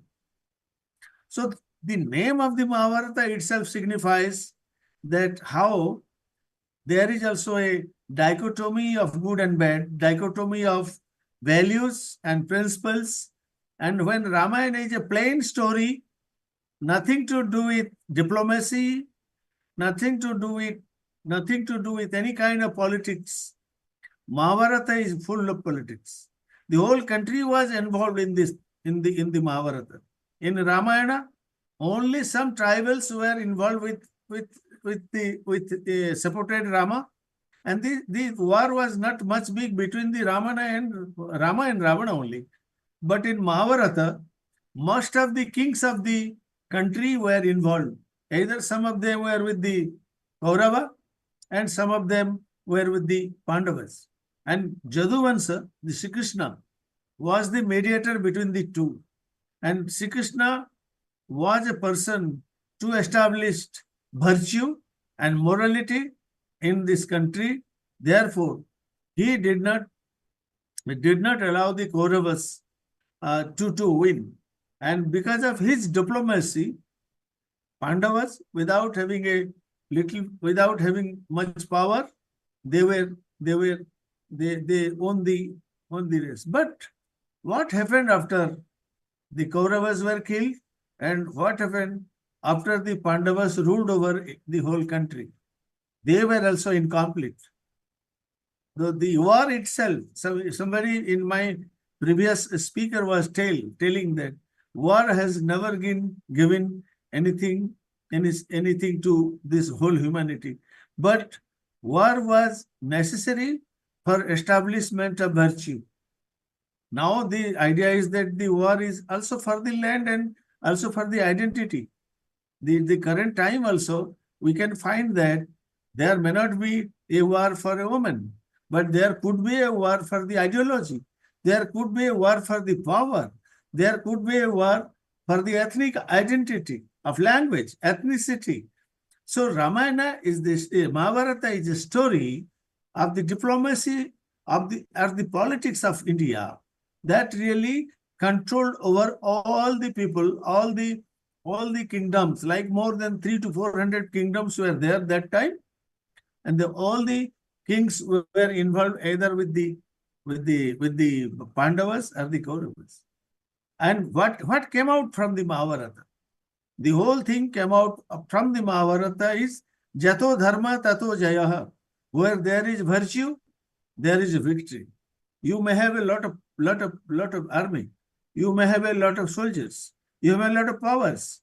But if you don't have virtue, if you don't survive the human community, human being, if you don't believe that the human society will survive, you cannot win. That is one point. But another thing is that both in Ramayana and Mahabharata, you will find a lot of common motives. But at the same time, how this Ramayana and Mahabharata were contributing to the cultural, social, linguistics, and ethnic communities of India. Many ethnic communities belong to very substratum, low caste, also identify themselves either to the lineage of Mahabharata or to the lineage of Ramayana. The potter community who used to make earthen pots are connected to Pandava, and they said they write Pandey. Even the Brahmins of India also write Pandey, but the potters consider themselves to be the descendant of this Pandava. Similarly, in the Gond community, there are two kinds of Gonds. One is the Ravanvanshi Gond. The Gonds belong to Ravana dynasty, and the Gonds belong to Rama dynasty. The Gond people of Middle India were never been a physical lineage of the Ramachandra, but because of the blessings of Ramachandra, they got children. Therefore, they considered themselves as the Surajvanshi Gond, the Gonds of Suraj dynasty, and Gonds are belong to Dravidian community.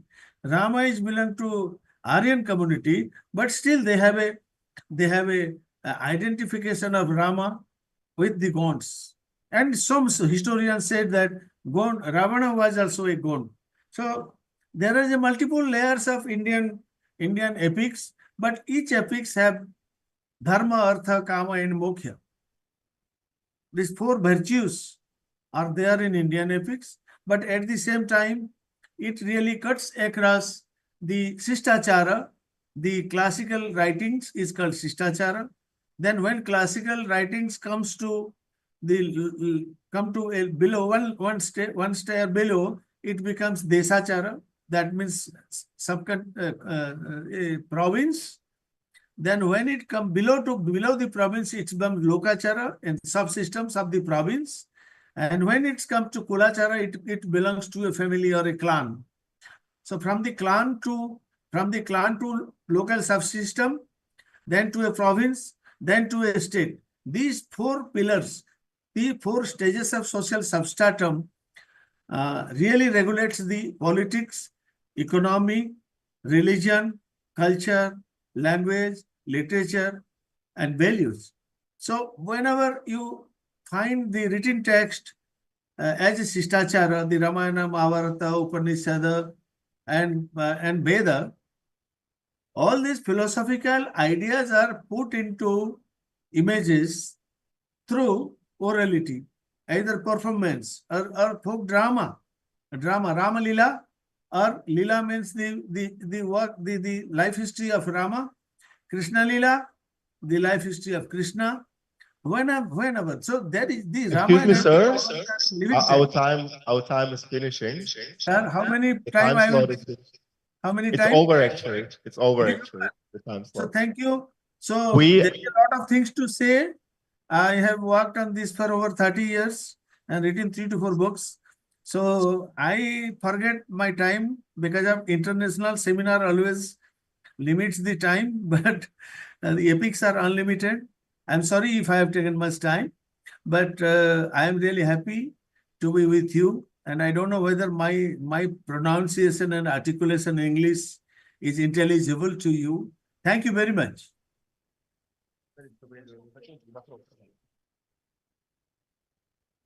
So thank you for your interesting and enlightening presentation.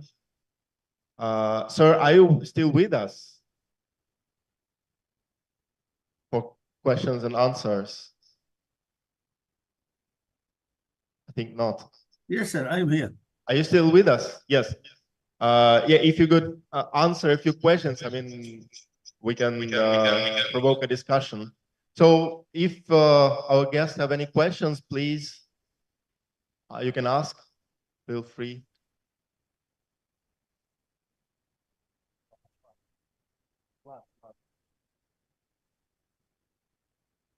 So any questions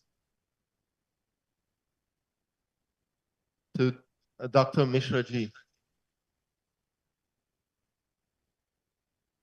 Does anybody have a question?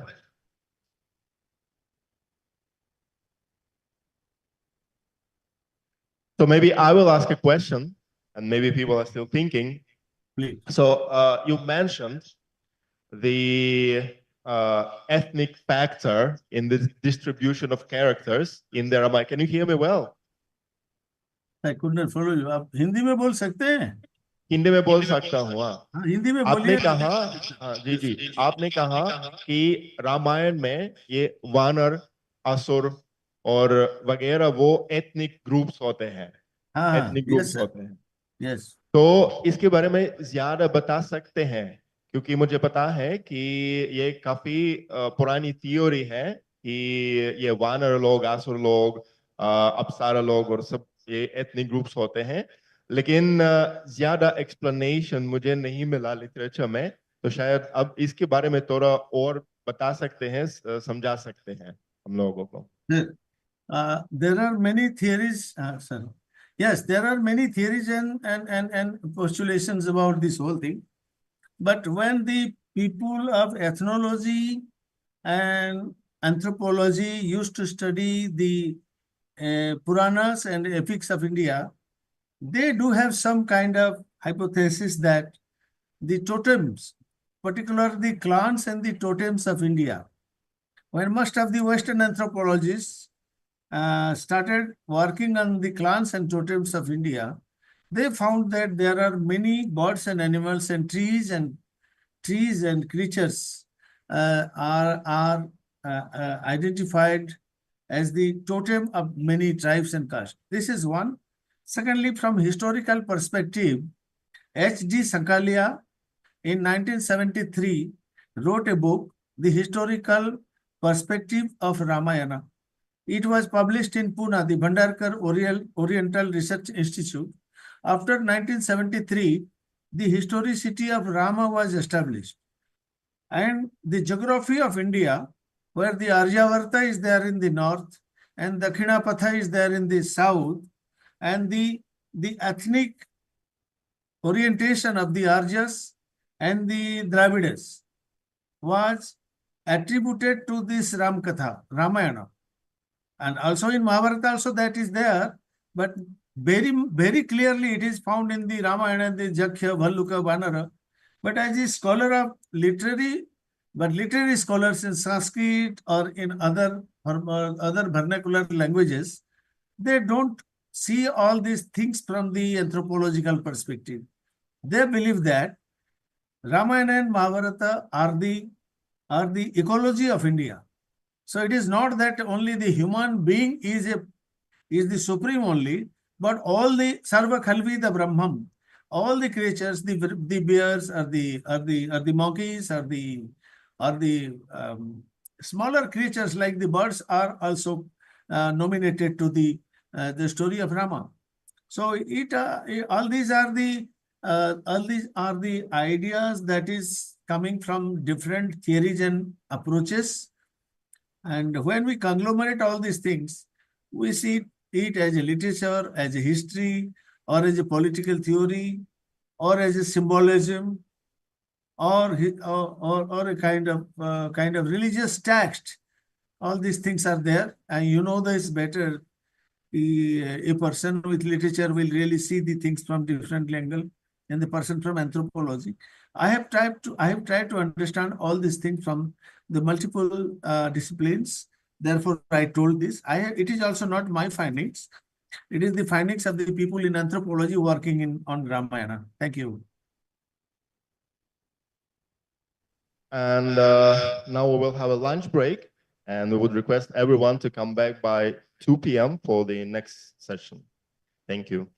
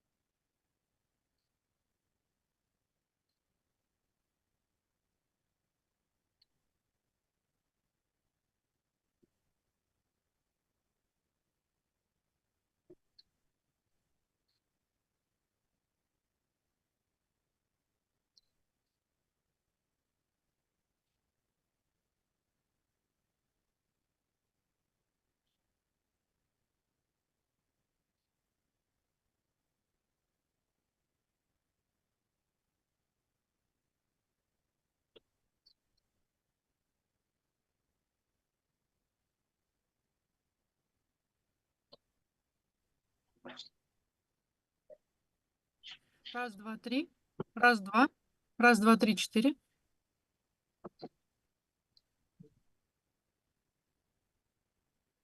Раз, два, три. Проверка. Раз, два.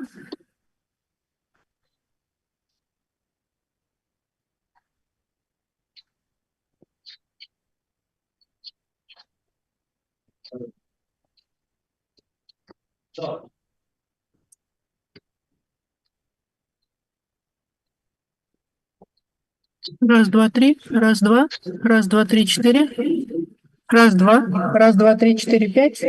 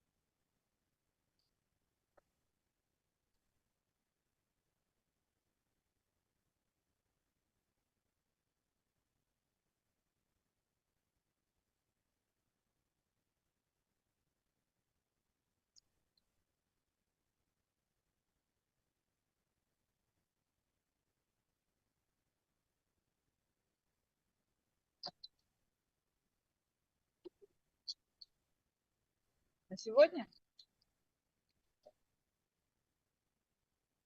Ну, подожди, может быть, еще что-то.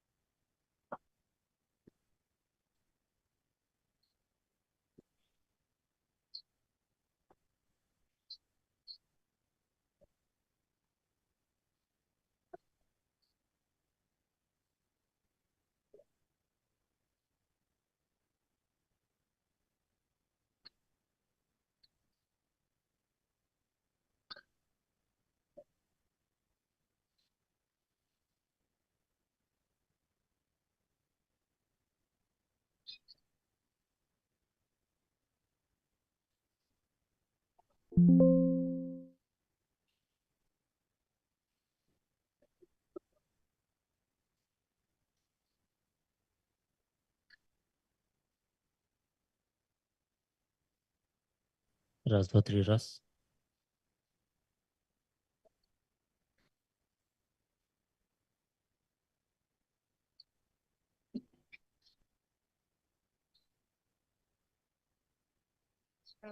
Раз, два, три, четыре. Раз, два.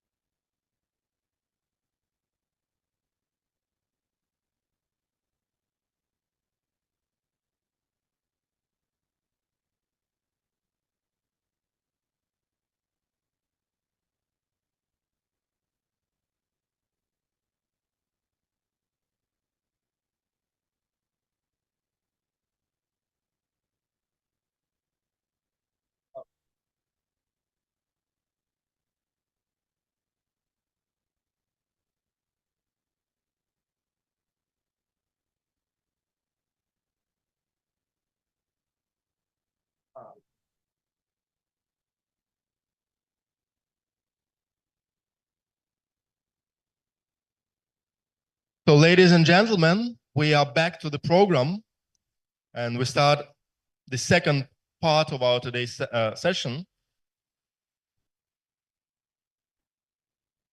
Hopefully, people will be coming because the lunch is over. Seems to be over. And the first speaker in this part of the session is Dr. Gennady Korneev. He's the advisor to the head of the Republic of Kalmykia, researcher, translator, and he's from Elista, and he's going to present a very interesting topic related to the Kalmyk version of Ramayana. So I'm sure that most of us have either never heard of it or heard very little about it. And he's going to speak about names of demons in the Oirat version of Ramayana. He's going to speak in Russian. So for those who understand only English, we have a simultaneous translation.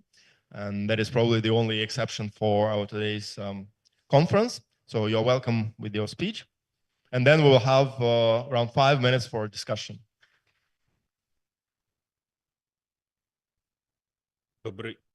Слышно, да?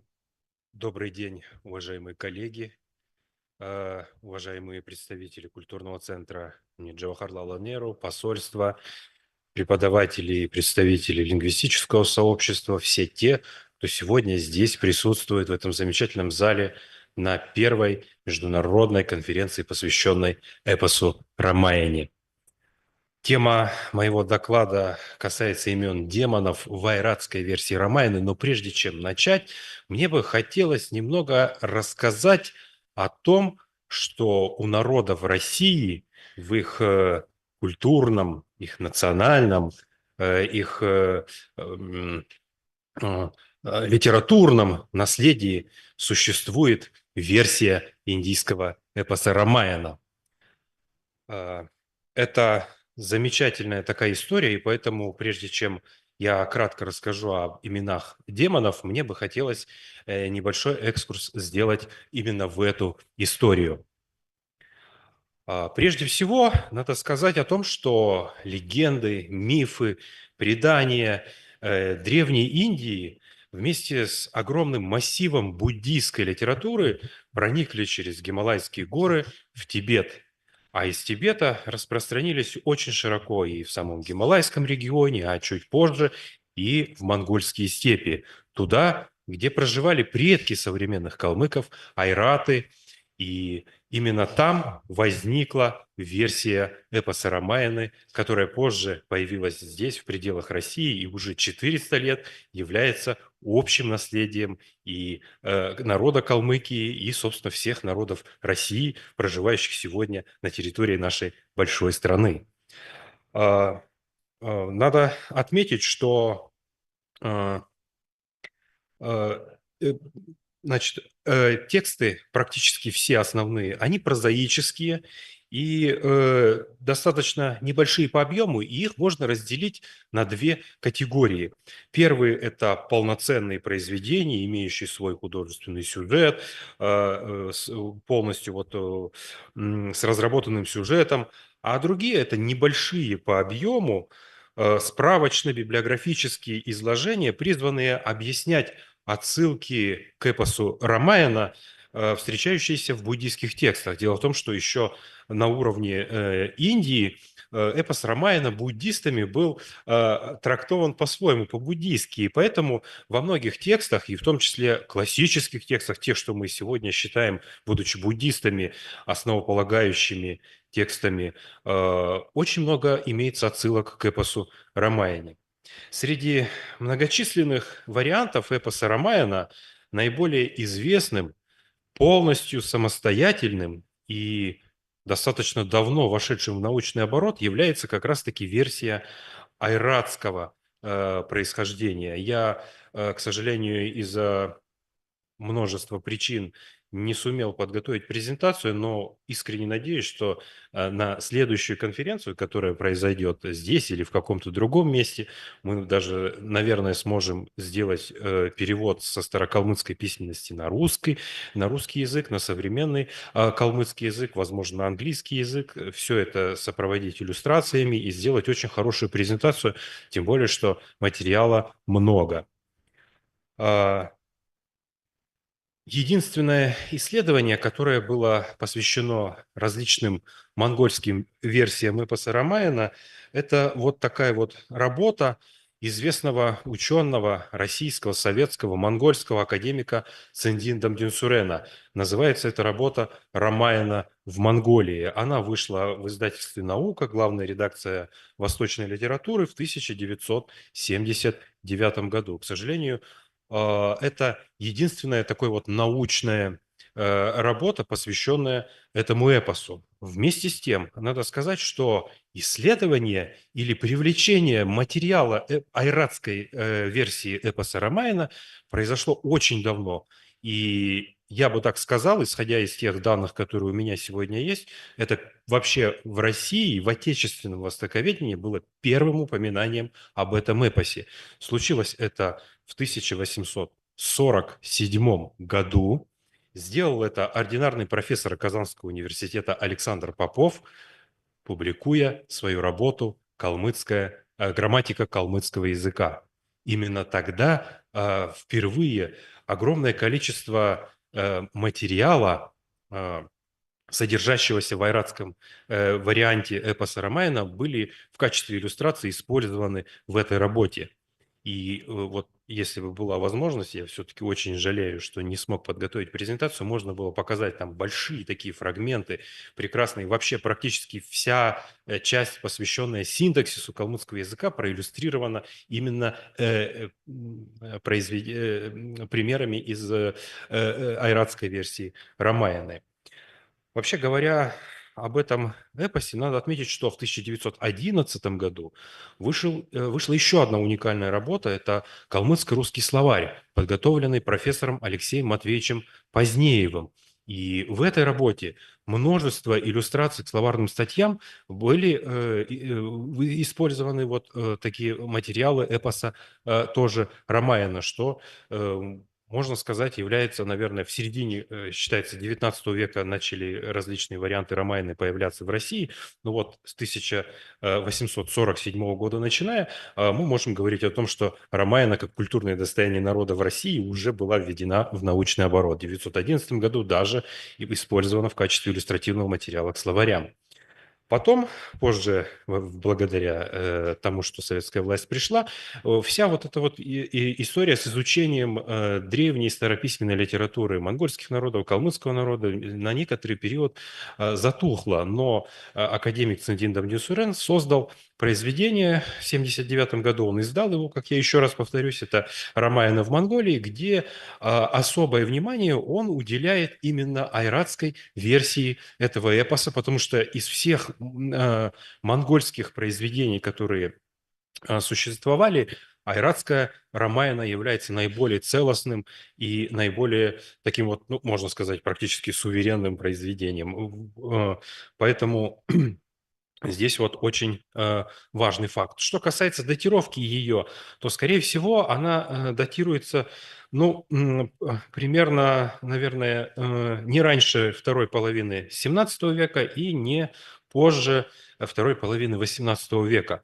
Почему? Потому что в это время, в 1648 году, выдающийся айратский просветитель, великолепно знавший санскрит, тибетский, монгольскую литературу, Джая Пандита, если говорить на санскрите, Намкай Гецо, создал айратскую письменность и айратскую традицию перевода буддийских текстов.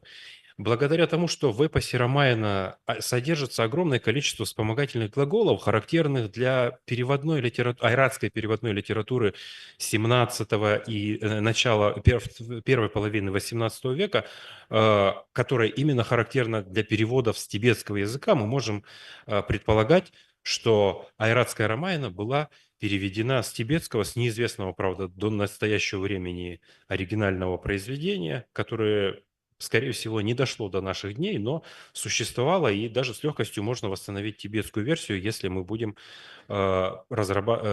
переводить в обратную айратский текст, потому что он имеет такую особенность, как очень легкое воспроизведение языка оригинала. Это одно из таких вот явных характеристик айратской традиции перевода.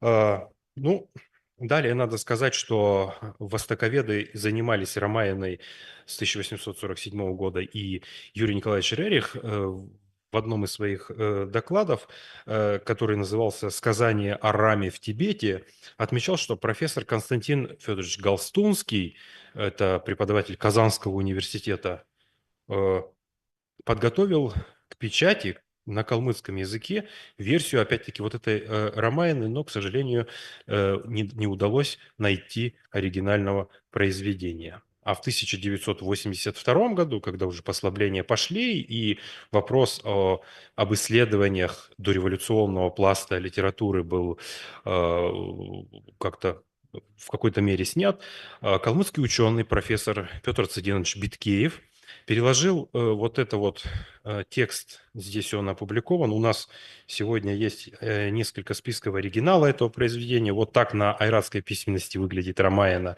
Это вертикальное алфавитное письмо, достаточно интересное по своему содержанию тоже. Ну вот примерно, если бы я подготовил презентацию, я бы это показал прямо в оригинале, как выглядит это произведение.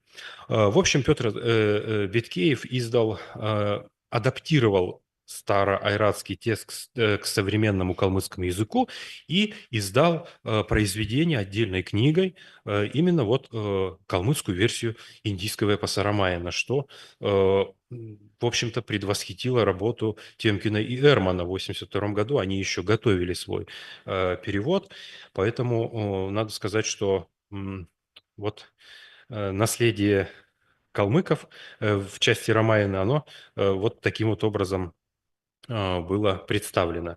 Несмотря на то, что айратская версия Рамаяны известна исследователям уже более 170 лет, работа академика Цендинда Мнюсырена, к сожалению, является единственным трудом, который вот с глубоко научной точки зрения подходит к тексту этого произведения. Я бы хотел, рассказывая об айратской версии Рамаяны, сказать также, что несколько ее вариантов существует и в других работах айратских, глубоко дореволюционных. Это прежде всего огромный сборник дидактических произведений буддийских, посвященных капли Расаяны. Капля Расаяны, он так и называется по-калмыцки, Аршани Дусал. И также в комментариях к тексту Субхашита, который написал Сакья Пандита в XIV веке в Тибете. Он там очень много ссылается на текст Рамаяны, и в комментариях в виде справочного библиографического такого материала дается очень много историй, касающихся эпоса Рамаяна. Ну, это вот кратко о том, каким образом была изучена, исследована и введена в научный оборот айратская версия этого выдающегося эпоса. Конечно, она уже буддийская полностью, потому что она пришла с буддийской литературой и была переосмыслена сквозь призму буддийского взгляда на мир. Там очень много различных буддийских терминов, понятий, и даже есть упоминание о том, что само эпическое время происхождения всех событий, описанных в эпосе, относится ко времени Будды Кракучанды. Согласно махаянской традиции, это первый из Будд Великой Махакальпы, который вот в настоящее время является одним из почитаемых таких вот Будд прежних времен. Что касается демонических существ, которые описываются в эпосе, то они тоже рассматриваются сквозь призму буддийского мировоззрения.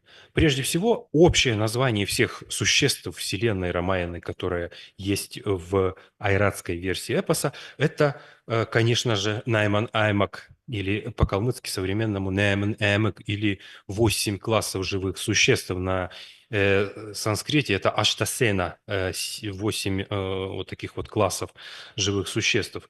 Это боги, дева, наги, наги, якши, гаруды, гандарвы и кинары и махараги. Это вот 8 классов живых существ, которые описываются во вселенной эпоса.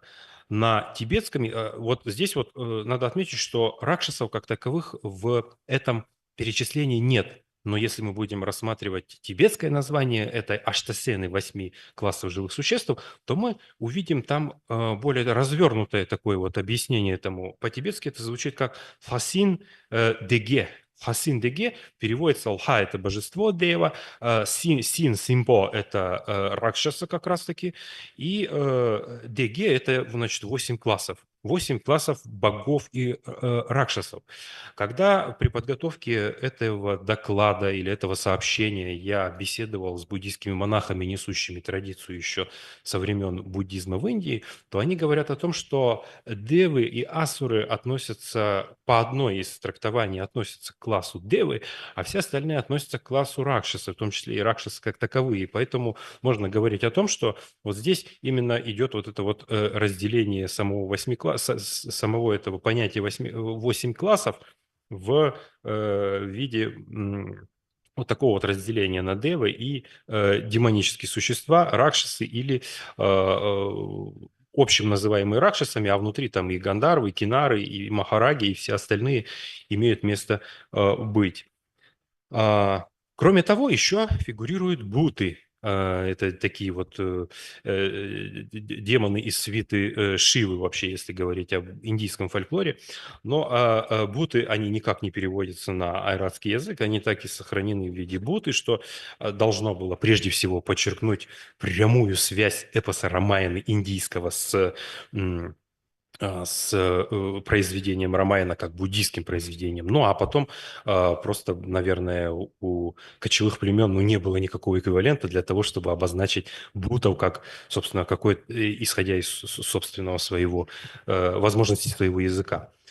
Вот. Это что касается общих названий. Ну, естественно, главными антагонистами героев эпоса Рамы, Ситы и всех остальных являются ракшасы. В стандартном перечне они не указываются, как я уже сказал, но в тибетском они звучат как симпо, а в калмыцком они звучат как мангус по-калмыцки или мангус. Это пишется на старокалмыцкой письменности. Вот здесь очень интересно, так как само происхождение этого слова восходит к Китаю, о чем несколько известных китаистов писали в своих работах, и в частности, описывая их, они говорят о том, что восходит это слово к китайскому слову мангши или огромный змей, удав. Вообще изначально в китайской традиции буддийской слово мангши обозначались махараги, потому что это они являются змееподобными существами. Но когда этот термин через посредничество древних уйгуров дошел в монгольские степи, он стал эквивалентом понятия ракшаса санскритского.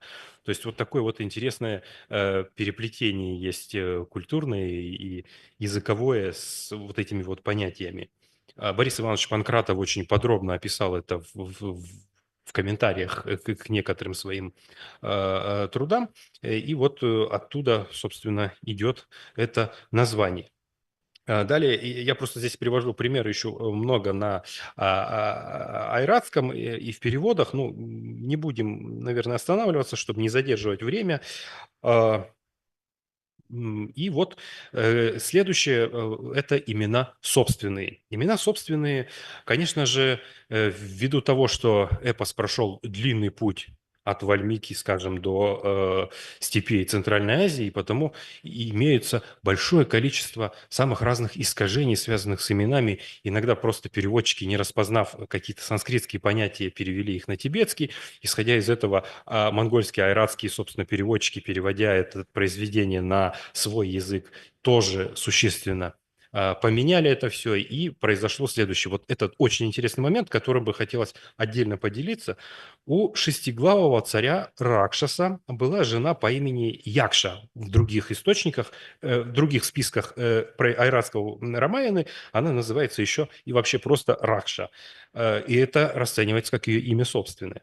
Она родила 3 сыновей, старшего из которых зовут Карамадзам, средний Дешадепа и младший десятиглавый Ланка. Вы видите, как перепутано все. Ланка – это остров, на котором происходила вот как раз-таки борьба за то, чтобы Ситу забрали, вернуть Раме, а в айратском эпосе это имя собственное младшего сына царя Ракшасов, который, собственно, и украл эту Ситу.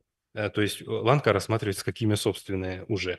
Кроме того, значит, надо отдельно подчеркнуть, что у них есть еще одна, значит, у них есть сестра, которая на калмыцком, на старокалмыцком, на айратском звучит как Нисихуй Тенгер. Нисихуй Тенгер значит летающая богиня.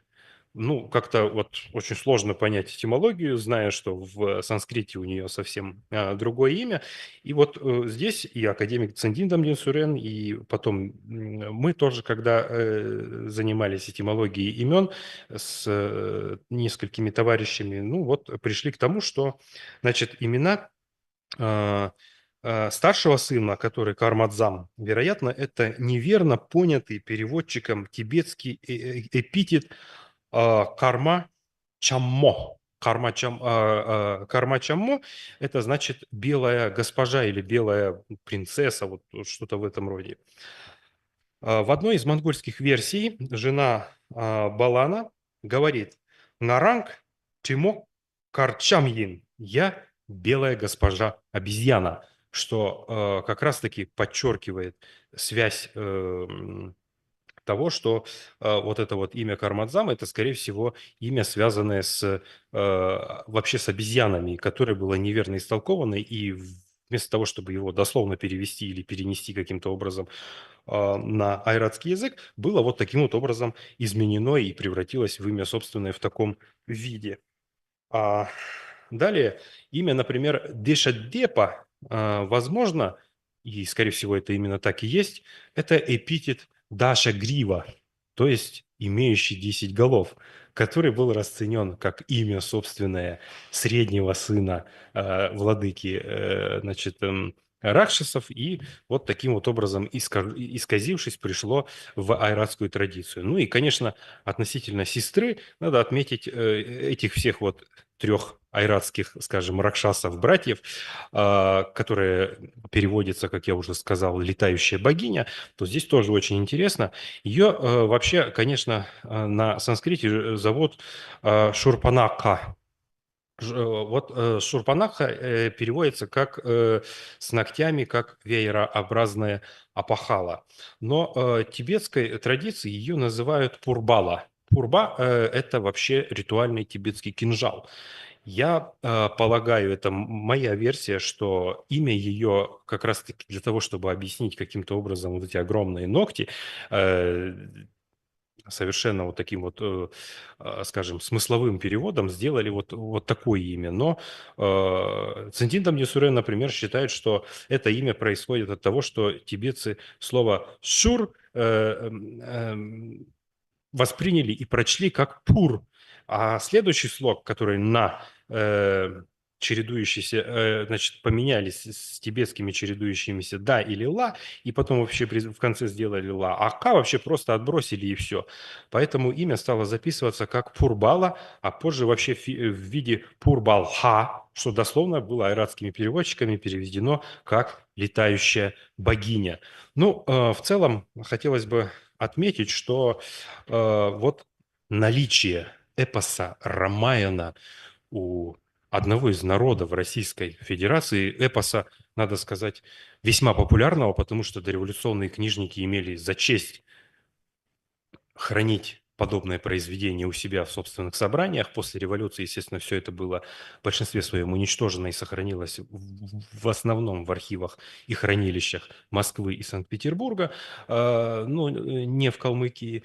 И вот сегодня это подчеркивает культурные, исторические и литературные связи народов Центральной Азии, народов России с народами Индии, с ее богатейшей культурой, литературой, языком. Спасибо большое за внимание.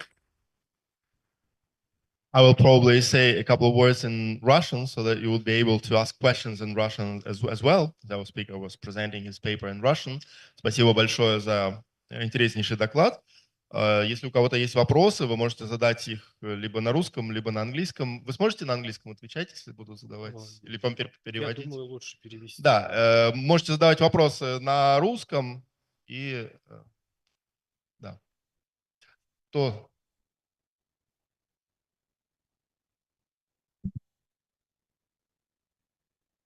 Спасибо большое, очень интересный доклад.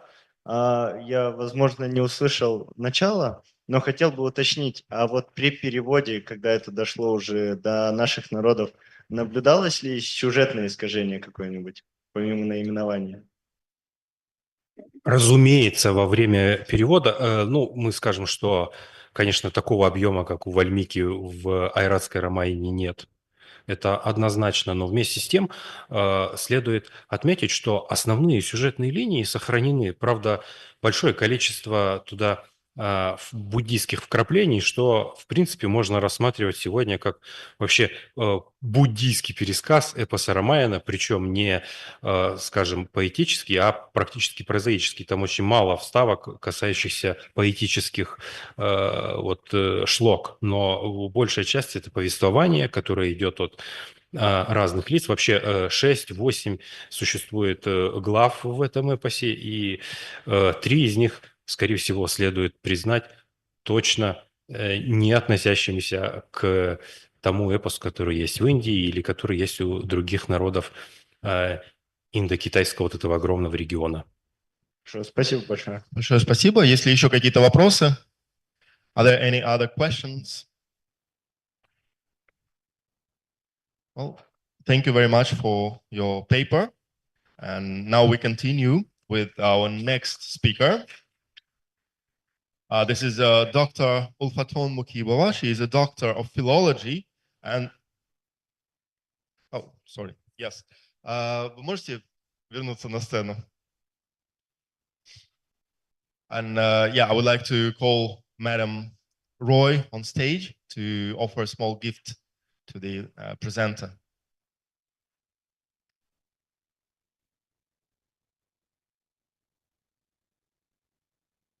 Thank you so much.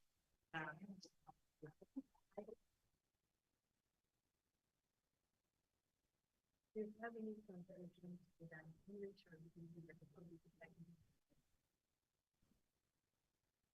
Would you like to learn and understand more about what you have said? Yes.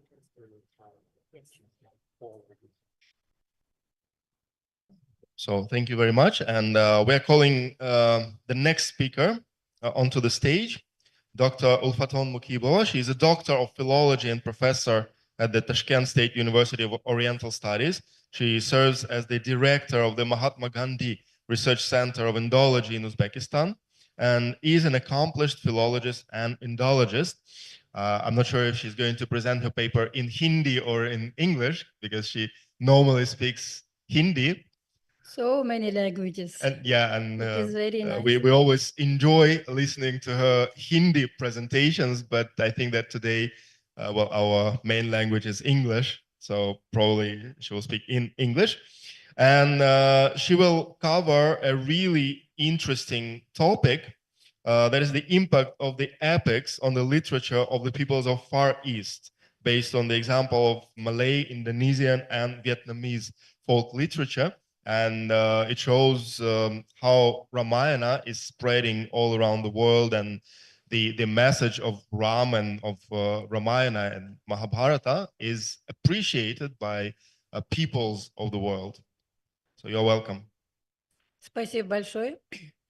Ну, у меня основной язык хинди, ну и русский, можно сказать. Английский у меня не очень хороший, поэтому я буду выступать на хинди, потому что я доклад готовила на хинди. Hindi में Потому बताएगी что तो पता नहीं अगर सब लोग Рамаяну надо говориться на कि वो хинди. बोल रहे हैं कि रामायण महाभारत के बारे में सिर्फ हिंदी में बोलना है. Вообще, немножко я могу сказать на русском языке. Просто я как в качестве преподавателя литературы преподаю индийскую литературу хинди уже многие годы. И очень много сталкиваюсь с этими древнеиндийскими эпосами во многих национальных литературах. Вот сейчас впервые я услышала этого нашего докладчика, что и в монгольской, да, территории Монголии, да, ну, в Монголии еще другие сказки, вот, например, Калмыкия. повлияли на литературу монгольскую. Например, Витало Панчо Виншати, 25 рассказов Витала, они на свой вариант они создали. И я видела статью на английском языке Рамаяна в Таиланде. Ну, Дальний Восток, вся Рамаяна, Махабхарата, все насыщено с этим литературой, в основном в начальных эпохах их литературы, потому что у них, когда еще литературного языка не было, и первые литературные произведения создавались на базе Махабхараты, Рамаяна и других древнеиндийских сказок. Это я очень часто вижу. Ну, дальше я хочу прочесть, чтобы не занимать много времени. नमस्ते आदरणीय आज के सेमिनार की भागीदारियों और मिसेस रॉय आपको बहुत बहुत धन्यवाद आभारी प्रकट करती हूँ कि आपने मुझे यहाँ अपना लेख प्रस्तुत करने के लिए निमंत्रण दिया, मुझे यहाँ तक आने के लिए मदद किया और यहाँ इस यूनिवर्सिटी में हम हमेशा आते रहते हैं क्योंकि हमारे यहाँ कोलीग्स हैं बहुत यहाँ बैठे हैं और कई कोलीग्स को मैंने देखा। जब मैंने ये खत पढ़ा उसमें लिखा था हिंदी, रूसी और अंग्रेजी भाषा, इसलिए मैंने हिंदी चुन लिया। मेरा मुख्य विषय है रामायण महाभारत को सुदूर पूर्व देशों की साहित्य में प्रभाव। संस्कृत भाषा में प्राचीन भारतीय महाकाव्य रामायण और महाभारत ने भारत के लोगों के साहित्य के विकास में बहुत महत्व रखा। ये कहना गलत नहीं होगा कि रामायण और महाभारत उत्तर और दक्षिण के लोगों के साहित्य के विकास का आधार बना है। दोनों महाकाव्य का कई भाषाओं में अनुवाद किया गया है। केवल महाभारत का ही निम्नलिखित भारतीय भाषाओं में अनुवाद हुआ है। तमिल भाषा में 9वीं शताब्दी में, तेलुगु में 11वीं, 13वीं और 14वीं शताब्दी में, कन्नड़ में 15वीं शताब्दी में, मलयालम भाषा में, मराठी में 17वीं शताब्दी में, बंगाली में 30 से ज्यादा प्रतियां हैं बंगाली भाषा में। 19वीं शताब्दी में आधुनिक भारतीय भाषाओं में भी अनुवाद हुआ, जो बंगाली, मलयालम, तमिल और हिंदी भाषाएं इसमें शामिल है। विदेशी भाषाओं में ये दोनों उपन्यासों का अनुवाद अरबी भाषा में हुआ है। अकबर के पहलकदमी से 16वीं शताब्दी में फारसी भाषा में हुआ है। प्राचीन जावा में हुआ है 10वीं शताब्दी में, फ्रेंच में 18वीं शताब्दी में, जर्मन में 19वीं शताब्दी में, इटालियन भाषा में 19वीं शताब्दी में, अंग्रेजी भाषा में भी 19वीं शताब्दी में और 2003 को दोबारा इसको प्रकाशित किया गया। रूसी भाषा में 19वीं शताब्दी में अनुवाद हुआ और अमेरिका में 21वीं शताब्दी में 2005 को ये महाकाव्य प्रकाशित हुई। महाभारत और रामायण महाकाव्य का न केवल स्थानीय भारतीय लोगों के साहित्य पर बल्कि सुदूर पूर्व के देशों के साहित्य पर भी बहुत प्रभाव हुआ। ये आज के मलेशिया और इंडोनेशिया का साहित्य है। प्राचीन काल में इस क्षेत्र के 3000 से अधिक द्वीपों पर रहने वाले लोग इस साहित्य को बनाए हैं। आज के मलेशिया और इंडोनेशिया का प्राचीन साहित्य जावा और सुमात्रा द्वीपों के लोगों का रचा गया साहित्य माना जाता है। जावा भाषा देश की सबसे पुरानी भाषा है जो भारतीय देवनागरी लिपि पर आधारित होकर जन्म लिया। ईसा 10वीं शताब्दी से प्राचीन जावा भाषा में लोक साहित्य विकसित हुई। संस्कृत साहित्य के कृतियां रामायण और महाभारत धीरे धीरे इस क्षेत्र में प्रचारित होने लगे। जावा में इस महाकाव्य का शांग नाम से जाना जाता है, मतलब महाकाव्य उनकी भाषा में मलयालम में शांग नाम से चलता था। महाकाव्यों का स्थानीय शैली में अनुवाद, पुनर्कथन और पुनर्रचना की गई है। जावा में प्रारंभिक लोक साहित्य की विरासत प्राचीन संस्कृत लोक साहित्य से प्रभावित होकर बना है। उदाहरण के लिए भारतीय विषयों के आधार पर दरबारी कवियों ने मौलिक रचनाएं की, उनकी कार्रवाइयां जावा में स्थानांतरित की हो गई है। काव्य 11वीं सदी में अर्जुन की महाभारत की कुछ पुनर्रचना की गई नामों में अर्जुन की शादी 11वीं शताब्दी के, 12वीं शताब्दी की निर्गुण द्वारा लिखी गई क्रेनायन, तंतुओं ने 14वीं शताब्दी में अर्जुन विजय कविता का लिखा है। जावा के द्वीपों में महाभारत के प्रभाव में कृष्ण को समर्पित हिकायत पंदव जैसी कृति की रचना की गई। जावा में भी 14वीं शताब्दी में रची गई प्रसिद्ध सेरी रामा की कथा नामक महाकाव्य रामायण के आधार पर लिखी गई है। इस तरह 17वीं शताब्दी तक जावा में महाभारत और रामायण से प्रभावित कृतियां रचते रहे। भारतीय पुरानी कथाओं के देवताओं और नायकों, उच्च मूल्यों और साहस, मानव स्वभाव के विरोधाभासों के बारे में कहानियां इंडोनेशिया की परियों की कहानियों में परिलक्षित होती थी। गणेश, हनुमान और कृष्ण जैसे लोक नायक इंडोनेशिया लोक साहित्य के कथाओं में महत्वपूर्ण महत्व रखते थे। अर्जुन और भारत युद्ध, इंडोनेशिया अर्जुन भारत युद्ध भी इनमें से एक है। इंडोनेशिया में वेयांग कुलित नाम के छाया के शो काफी प्रचलित है। महाभारत और रामायण के कई दृश्यों ने वेयांग कुलित छाया रंगमंच के आधार पर बने, जिनमें मुख्यतः भारतीय महाकाव्यों के बहुत सारे पात्र नजर में आते हैं। भारत के दक्षिण पूर्व एशिया के दोनों देशों में प्रवेश करने वाले बौद्ध साहित्य, पंचतंत्र, हितोपदेश, वेताल और पंचविंशति जैसे प्राचीन संस्कृत कथाओं और दृष्टांतों ने इंडोनेशिया और मलय लोगों के शास्त्रीय साहित्य और लोक कथाओं की विरासत में महत्वपूर्ण भूमिका निभाई है। इन कथाओं के कथानक के आधार पर नई नई परिकथाएं रची गई है। उदाहरण के लिए कौवा और बाज के बारे में जावा लोक कथा को हम उदाहरण के तौर में सुनाना चाहते हैं। कौवा काला था, बाज सफेद। कौवा रश्के और बाज ईर्ष्यालु था। बाज उदार और नेक था और दोनों पक्षियों के बच्चे एक साथ रहते थे। जब उनका भोजन खत्म हुआ तो बाज अपने पड़ोसी से अपने बच्चों की देखभाल करने के लिए कहा और शिकार के लिए चल पड़ा। बाज की अनुपस्थिति का फायदा उठाकर कौवा उसके बच्चों को चुराकर भाग गया। बाज बहुत देर तक अपने बच्चों का तलाश किया। आखिरकार एक गांव के बूढ़े लोगों ने उनसे कहा कि कल कौवा यहाँ था और उनके बगल में जो बच्चे थे वो तुम्हारे जैसे थे। बुढ़ियों ने कहा थोड़ा आराम कर लो, फिर तय करेंगे। तो और बाज को अपने घर ले जाते हैं। फिर गांव के मुखिया बाज और कौवे को अपने पास बुलाकर पहले बाज से फिर कौवे से पूछताछ करने के बाद कहते हैं, तुम कौवा चोर हो, अपने दोस्त को 5 बकरियां चुकाओ क्योंकि तुमने उनके बच्चे चुराए हैं। तब कौवे ने बाज को 5 बकरियां दी और बाज अपने बच्चों को लेकर घर लौटा। इस कहानी का कथानक पंचतंत्र से लिया गया था और थोड़ा उसमें संशोधित भी किया गया है। प्राचीन भारतीय सांस्कृतिक परंपराओं जैसे हाथी द्वारा एक नए राजा का चुनाव, नायक के जादुई जन्म, स्वर्ग से दुल्हन को ले जाना, नायक की पत्नी या दुल्हन का अपहरण, नायक और उनकी स्वर्गीय प्रेमिका के बीच अंजीर के पेड़ की मध्यस्थ भूमिका और अन्य ऐसे रूपांकन इंडोनेशिया की जादुई कहानियों में स्थानांतरित हुए हैं। भारतीय पौराणिक कथाओं का भी उन पर अधिक प्रभाव पड़ा। विष्णु, शिव और लक्ष्मी जैसे हिंदू देवी देवताओं को इंडोनेशियाई लोक कथाओं में शामिल किया गया। उन्हें स्थानीय रीति रिवाजों और मान्यताओं के अनुरूप ढाला गया। जावा का राष्ट्रीय पोशाक बोतिक है। इसके चमकीले पतंग, साड़ी लोक कथाओं के नायकों के कपड़े के डिजाइन में निहित है। ये पाया गया कि जावा पर प्रचलित परी कथाओं के नायक पारंपरिक भारतीय भोजन बिरयानी खाना पसंद करते थे।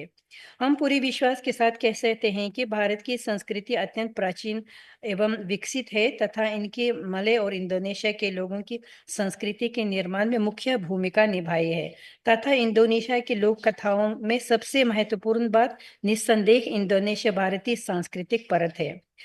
भारत भाषा की समस्या जहाँ तक अगर बोलेंगे, जावा का कालक्रम शुरुआत 78 ईसा पूर्व है। पूर्वी भारत का संबंध एक भारतीय राजकुमार आशिका से है जिन्हें पल्लव लिपि पर आधारित जावा की वर्णमाला के आविष्कार के रूप में बनाया था। जावा में सबसे पुराना साहित्यिक स्मारक 8वीं शताब्दी का चंद कर्ण है, जो लंबे और छोटे स्वरों की बारी बारी से संस्कृत छंद प्रणाली पर आधारित तेम्पंग कवि है।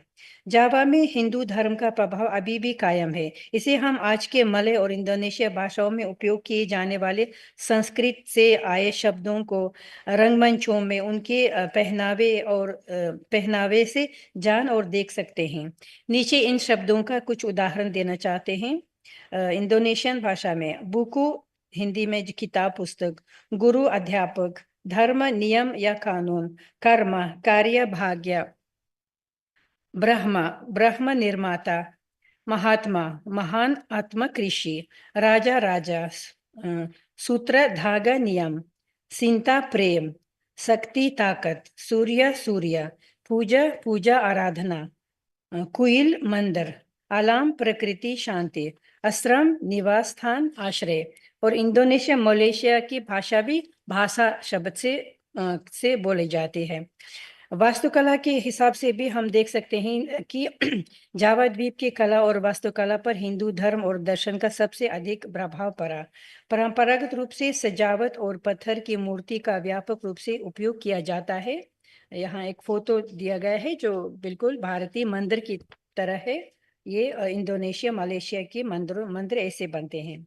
निष्कर्ष में ये कह सकते हैं कि कई क्षेत्रों में प्राचीन भारत की उपलब्धियों ने आज के मलेशिया इंडोनेशिया लोगों के लेखन साहित्य और वास्तुकला को प्रभावित किया। विशेष रूप से प्राचीन संस्कृत महाभारत रामायण इंडोनेशिया लोगों द्वारा अपनाया गया था। अलग अलग संस्करणों में अपनी व्याख्याओं के साथ फिर से बनाया गया है, जो निश्चित रूप से भारतीय संस्करणों से थोड़ा भिन्न है। जहाँ तक वियतनामी साहित्य है, वियतनामी साहित्य पर भी इन्हीं महाकाव्यों का असर पड़ा।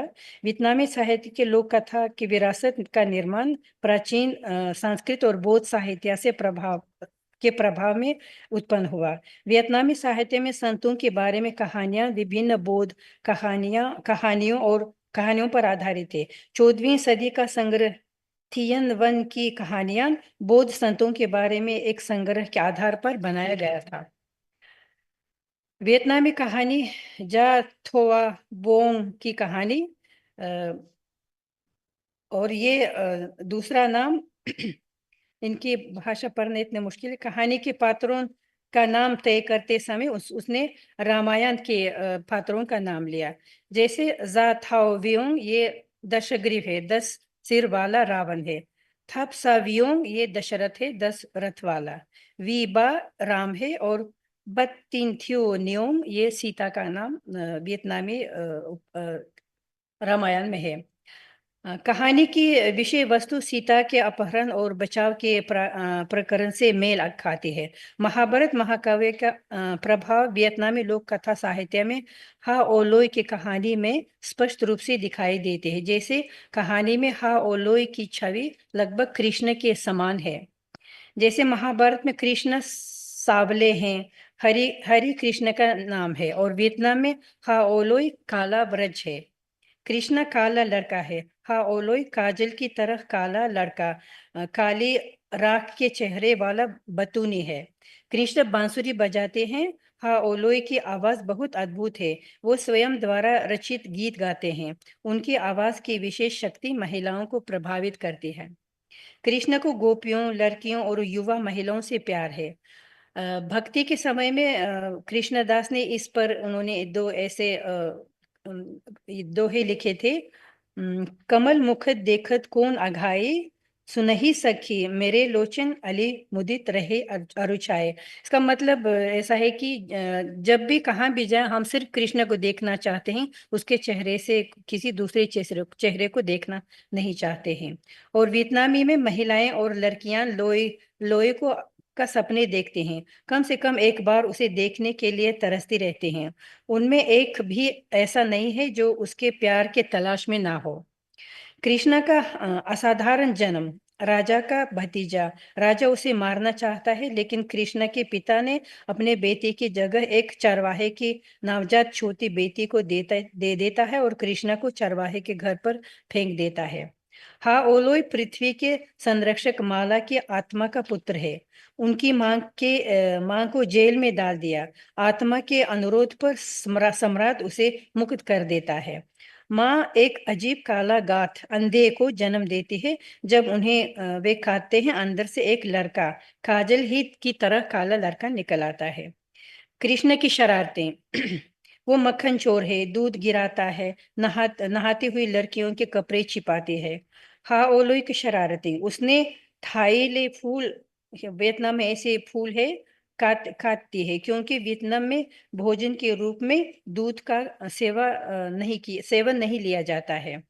वो अन्य शरारतें भी करता रहता है, बिल्कुल कृष्ण की तरह। कृष्ण चरवाहा है और हाओलोई ने दुल्हा बनने का नाटक किया। वो गायों के लिए घास काटता है, जैसा वियतनाम में किया जाता है। कृष्ण राजकुमारी रुक्मणी की मदद करता है और उनके साथ शादी करता है। इनके अलावा और कई कुमारियों से भी शादी करता है। हाओलोई में राजकुमारी किम को हाओलोई से बेहद प्यार हो जाता है। जंगल में एक पेड़ के नीचे क्षमा कीजिए, आपके पास 2 मिनट है, ठीक है? 2 मिनट है आपके पास। 2 मिनट मैं जी, खत्म कर रही जी, हूँ। ठीक है। आखिरी कृष्ण, इस तरह उनके कृष्ण को हाओलोई के साथ तुलना किया गया है। इसके अलावा इंद्र के बारे में मिथकों का प्रभाव वियतनामी मध्ययुगीन साहित्य में प्रवेश किया है। उदाहरण के लिए इंद्र से संबंध मिथक का प्रभाव एक शरारती लड़की की कहानी कृति से स्पष्ट रूप से दिखाई देती है।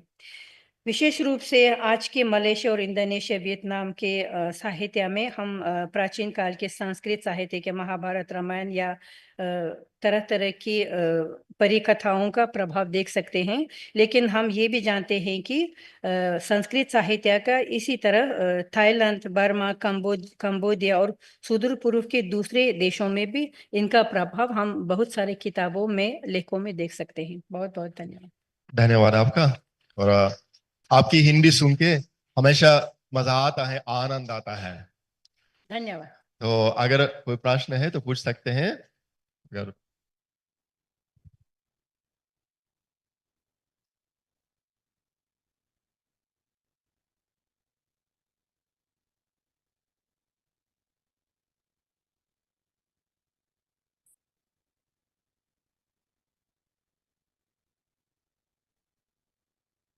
Okay. Anyway, I'll continue. First of all, many thanks for your presentation. At the outset of your talk, you gave a sort of a catalog about how these texts were translated into various languages. I mean, Ramayana and Mahabharata. किस भाषा से अनुवाद हुआ? मतलब संस्कृत भाषा से कैसे भारतीय भाषाओं में अनुवाद हुई और भारतीय भाषाओं के साथ साथ यूरोपियन लैंग्वेजेस में भी कैसे 21वीं शताब्दी तक ये अनुवाद प्रक्रिया चलती रही, ठीक है। लेकिन उसमें भी क्या होता है कि when we talk about, I'm talking in English for the benefit of everyone. I mean, when we talk about Indian languages, there are many other languages beyond the most obvious ones where the translation of Ramayana has happened. For example, I'll be talking about Ramayana tomorrow, but the Ramayana I'll be talking about tomorrow was the first Ramayana to have been translated from Sanskrit among the North Indian languages. So it is important to possibly understand the different forces which go into these processes of translation, and these forces are not merely textual. ये जो अनुवाद कार्य केवल पाठ भित्तिक नहीं है, इनमें एक लोक कथा के साथ साथ एक परफॉर्मेटिव एलिमेंट भी इनके साथ जुड़ जाते हैं. There's an oral, visual and performative element which gets attached to these interpretation.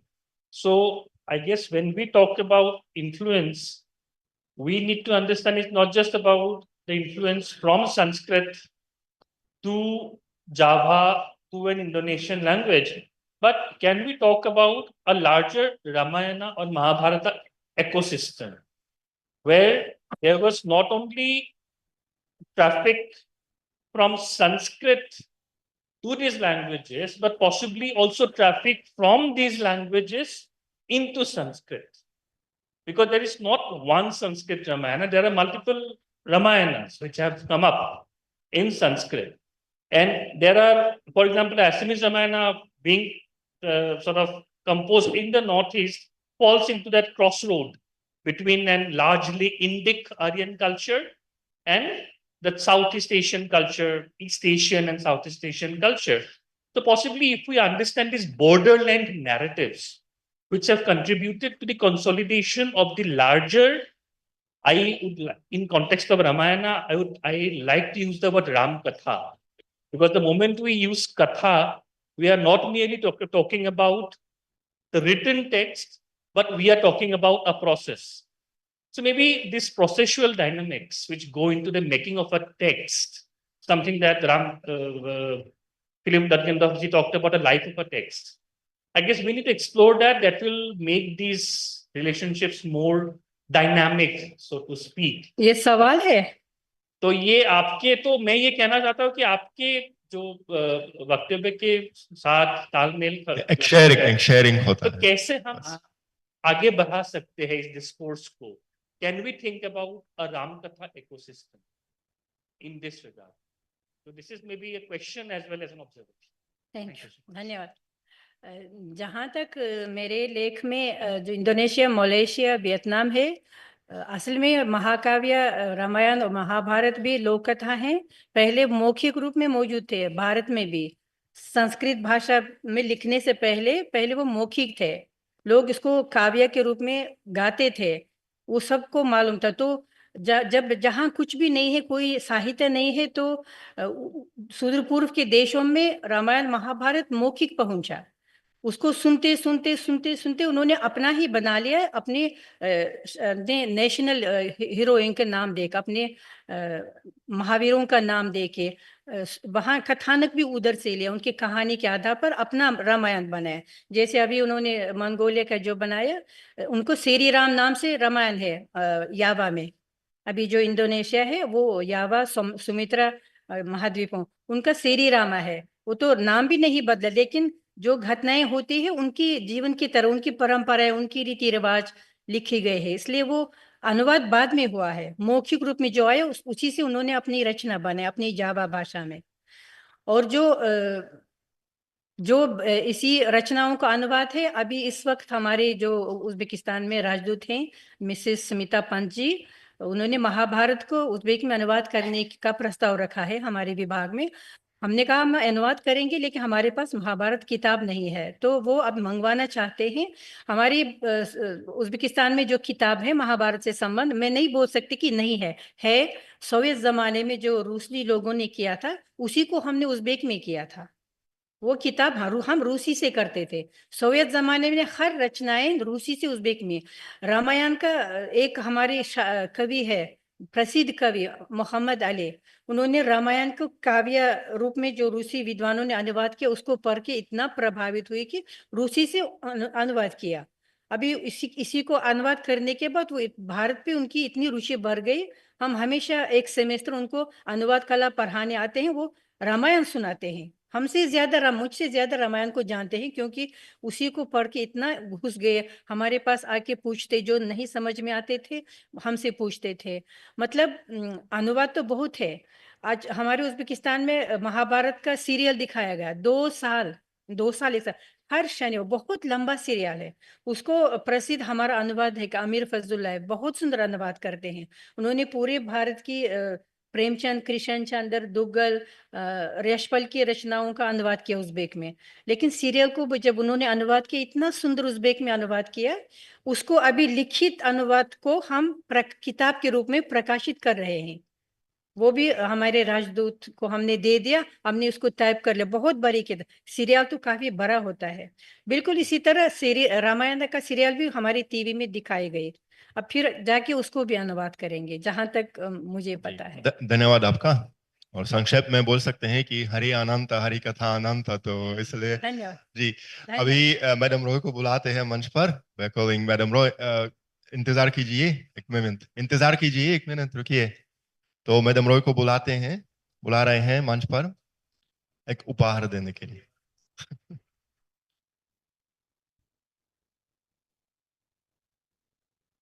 पहली बार आपने हिंदी में हमें अपना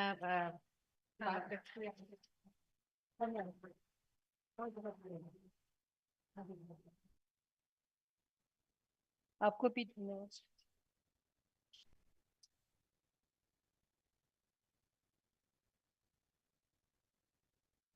And we are going on to the next speaker. This is Mr. Maxim Leonov, who is a translator and Indologist, who has published 4 books of translations from Sanskrit. They are works by Bhartrihari, Amaru poems from the anthology of Subhashitas. And since 2020, he has been working on the translation of Valmiki Ramayana. So this translation is a continuation of the work of Indologists Pavel Grinzer and Sergei Serebryny. He's going to speak about challenges of Valmiki Ramayana's translations into Russian. So probably he will be speaking in English with some explanations in Russian just to show how his translation is going on. To speak in Russian. Fully in Russian. Fully in Russian, because I have a lot of examples. Okay, you can start your presentation the way you wish. Thank you. That is to the attention of our translators. Добрый день. Как уже сказали, я переводчик индийской поэзии, санскритской поэзии. И я хотел бы поговорить о основном, ну, скажем так, первой проблеме, с которой сталкивается каждый переводчик, поэт-переводчик с санскрита. Дело в том, что хотя санскритская поэзия переводится на русский уже около 200 лет, у нас нет готовых форм, стихотворных форм, которые бы передавали оригинальный санскритский размер. И если мы говорим об именно санскритском эпосе, его основной размер, так называемая эпическая шлока или ануштуп, у нас, скажем, если мы возьмем античную поэзию, древнегреческий эпос, то здесь у нас уже есть аналог основного размера древнегреческого эпоса, русский гекзаметр. Для других стихотворных размеров у нас тоже есть аналоги. Причем замечу, что процесс создания этих русских аналогов был длительным. Он занял, скажем так, перевод Гнедича, это у нас с начала XIX века, и только в первой половине XX сложилась традиция большую часть античных размеров передавать их русскими аналогами. Что касается санскритской поэзии и санскритского эпоса, то у нас нет вот такой вот русской шлоки, подобной русскому гекзаметру. Поэтому каждый переводчик, который занимался санскритским эпосом, был вынужден сам решать, как именно ему передавать санскритскую шлоку, эпическую шлоку. Первый перевод санскритского эпоса, который стал сейчас классическим, это перевод фрагмента Махабхараты, сказание о Нали и Дамаянте, сделанный Василием Андреевичем Жуковским. Перевод был сделан в 1841-42 годах. Жуковский, как известно, переводил Гомера, перевел Одиссею, и когда он переводил сказание о Нале, он использовал тот же самый размер, а именно русский гекзаметр. Как это звучит? Вдруг он увидел в самом пылу на огромном горячем камне змею. Склубясь, дымясь, разинутой пастью, знойно дышала она под своей чешуей раскаленной. Голову светлой короны венчанную, тяжко поднявши, так простонало чудовище. Я Киркота, змеиный царь. Мне подвластны все змеи земные, смиренный пустынник. Старец не радо проклял меня и обрел на такую муку за то, что его я хотел обмануть. Ты рассказ мой слушая, стой здесь покойно, стой покойно под страшным пламенем, жарко объявшим тебя, чтоб оно затушило бурю души, чтоб душой овладевший Кали был наказан, чтоб наконец ты очищенный снова нашел, что утратил. Это, несомненно, хорошая поэзия, но можно ли назвать это переводом? Уже в XIX веке русские санскритологи, признавая талант Жуковского, проявленный здесь, говорили, что все-таки к Махабхарате это не имеет большого отношения. Тем более в 20 веке, когда стандарты перевода выросли, когда среди поэтов-переводчиков стало принято передавать не только содержание произведения, но и, насколько возможно, его поэтическую форму. Прежде всего, это, конечно, относится к европейской поэзии, к западной поэзии, но, тем не менее, переводчики, переводившие с восточных языков, часто стремились добиться такой же точности и для своих переводов. Гекзаметр больше никто не использовал для перевода санскритского эпоса, а в 20 веке сложилось, можно говорить, о 3 путях передачи, поэтической передачи санскритского эпоса. Я не говорю о прозаических переводах, которые делали профессиональные санскритологи. Я говорю именно о поэтических переводах. Первый перевод – это, собственно, продолжать, может быть, традицию Жуковского, но на несколько более современном уровне. Так подошли к переводу индийского эпоса Семен Липкин и Вера Потапова. Липкин переводил фрагменты из Махабхараты, Потапова перевела фрагменты из Рамаяны, можно даже это назвать таким очень кратким, сокращенным переводом Рамаяны в одном томе. Они переводили, взяв традиционную, привычную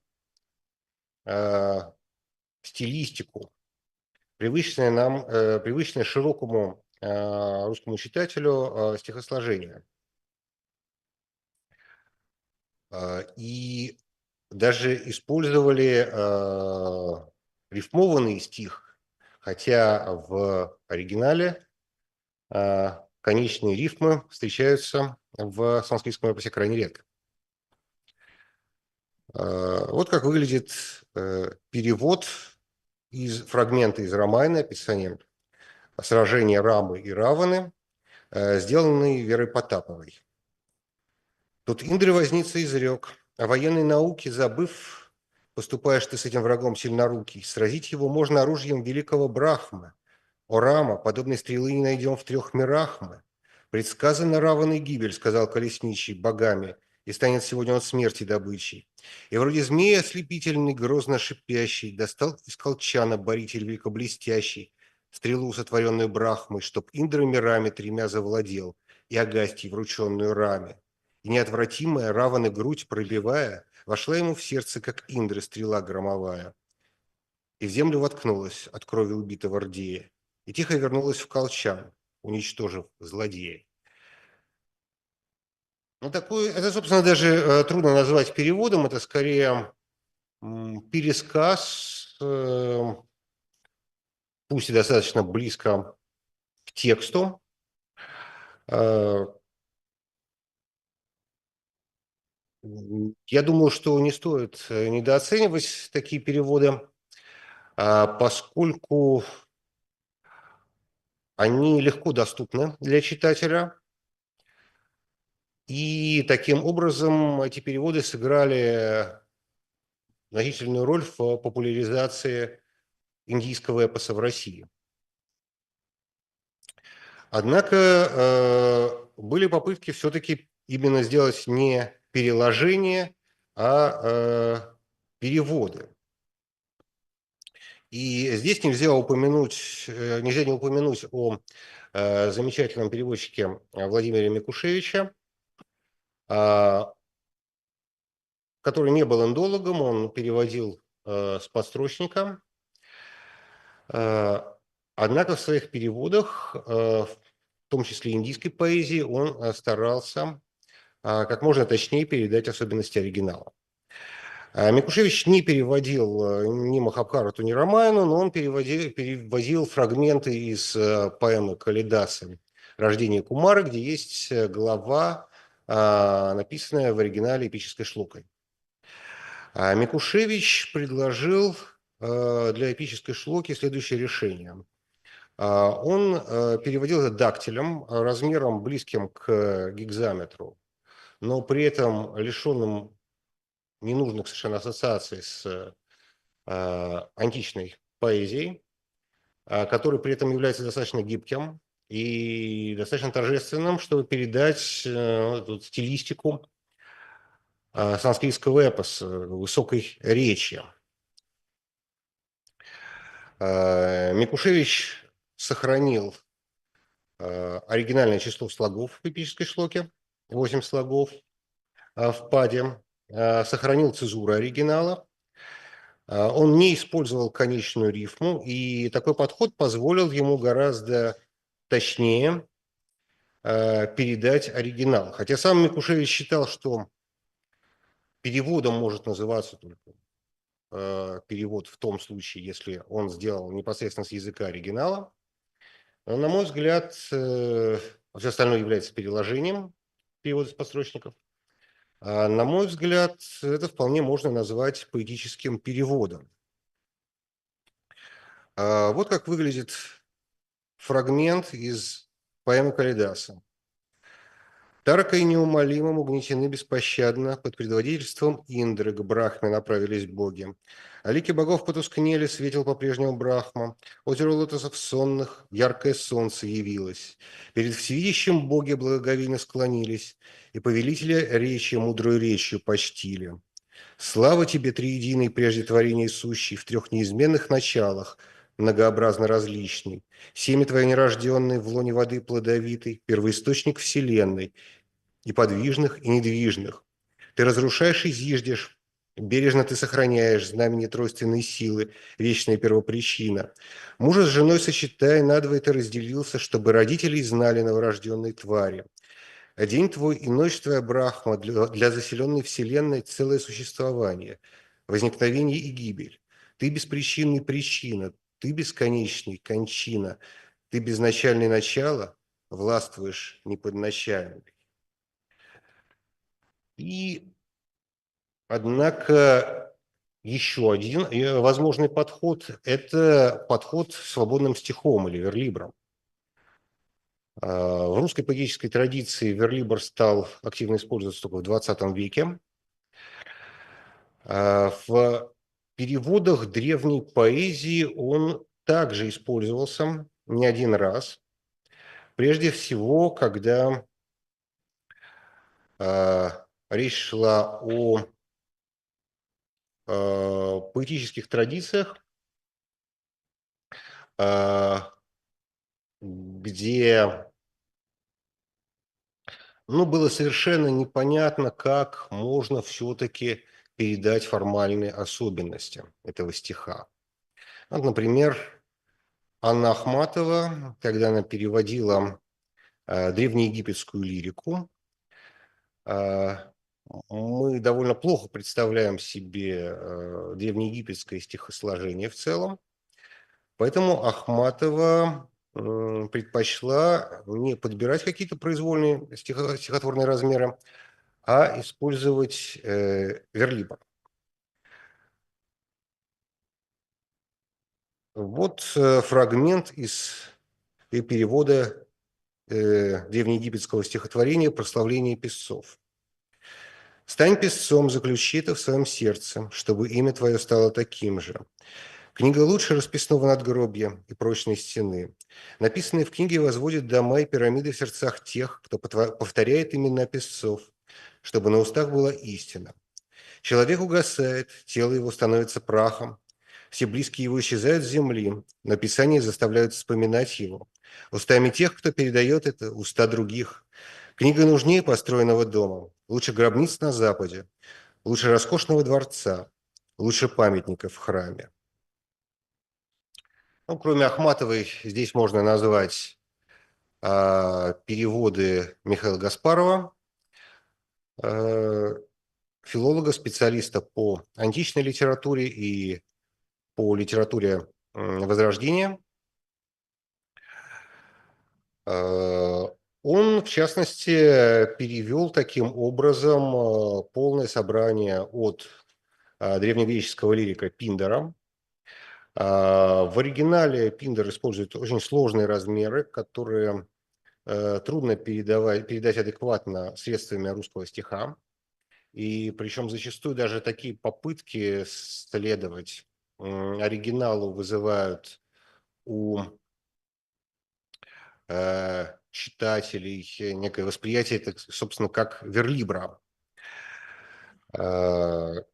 И, кроме того, Гаспарову принадлежит интересный перевод, первый русский перевод знаменитой поэмы Ариоста «Неистовый Роланд». Это уже другая эпоха, это эпоха Возрождения. Итальянский язык у нас очень хорошо разработана система перевода итальянской поэзии, но Гаспаров предпочел перевести не традиционно, как это было сделано, скажем, с «Божественной комедией», а он предпочел перевести это верлибром. Перевод вышел в середине 90-х годов. Он вызвал неоднозначную реакцию. Есть те, кому он нравится, кто считает это новым словом в переводе. Некоторым он вообще не кажется поэтическим. Скажем, уже упомянутый Владимир Микушевич сказал, что это перевод не поэта, что это перевод филолога, филологический перевод. В качестве примера я прочитаю одну строфу из этого перевода, и каждый может сам решить. Взлетал он понемногу, как перелетный журавль, разбежавшись, вздымается над землей, на локоть, на два, а потом распахнет свои крылья, и уже за ним не уследить. Так колдун плещет взмахами в такую высь, где нереют и орлы. Что позволяет верлибр? Он позволяет перевести максимально точно, но при этом так, чтобы у читающего сложилось ощущение поэтичности текста, чтобы он испытал, ну, хоть сколько-нибудь приблизился к тому человеку, который имеет возможность читать оригинал. Это вот соединение точности и поэтичности, возможно, сделает такие переводы средневековой и древней поэзии именно верлибром, в целом более популярными.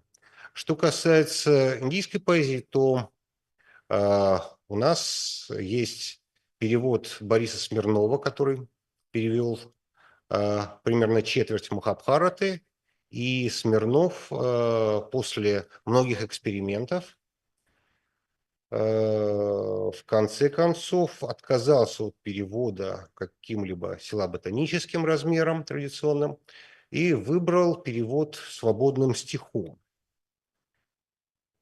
Этот перевод был сделан в 50-60-е годы прошлого века, был высоко оценен специалистами, и сейчас, пожалуй, его вполне можно назвать классическим. И второй перевод, о котором нельзя не упомянуть, это перевод Гринцера, сделанный им перевод первых трех книг Рамаяны, это уже, ну, в принципе, современным переводом его можно назвать, с начала 21 века, который был тоже сделан верлибром. Вот, собственно, 3 варианта решения проблемы передачи эпической шлоки и шире поэтического перевода санскритского эпоса на русский язык. В заключение я бы хотел прочитать в качестве иллюстрации фрагмент из перевода Смирнова, также из его перевода сказания о Нале и Дамаянте. Раджа Наль Дамаянти, покинув, владыка народа, увидел в лесной чаще пламя большого пожара. Чей-то крик услыхал, из пламени он раздавался. «Приди, Наль достохвальный!» – взывал кто-то громко и часто. «Не бойся!» Наль вошел в пламя, направляясь на голос, и там повелителя змеев увидел. Лежал тот кольцом свернувшись, умоляя, змей трепетно Налю молвил: «Я змей Каркотака, царь нагов, знает и Раджа. Обманул я Риши народу, он же великий подвижник, проклял меня в сильном гневе, о людей повелитель. Стой, как гора неподвижно, пока Наль когда-либо вынесет тебя отсюда, тогда разрешится проклятие. По его слову, я не могу ни шагу ступить ногою. Ждал я тебя, превосходный, спаси меня, владыка. Другом тебе я буду, а нет мне подобного змея.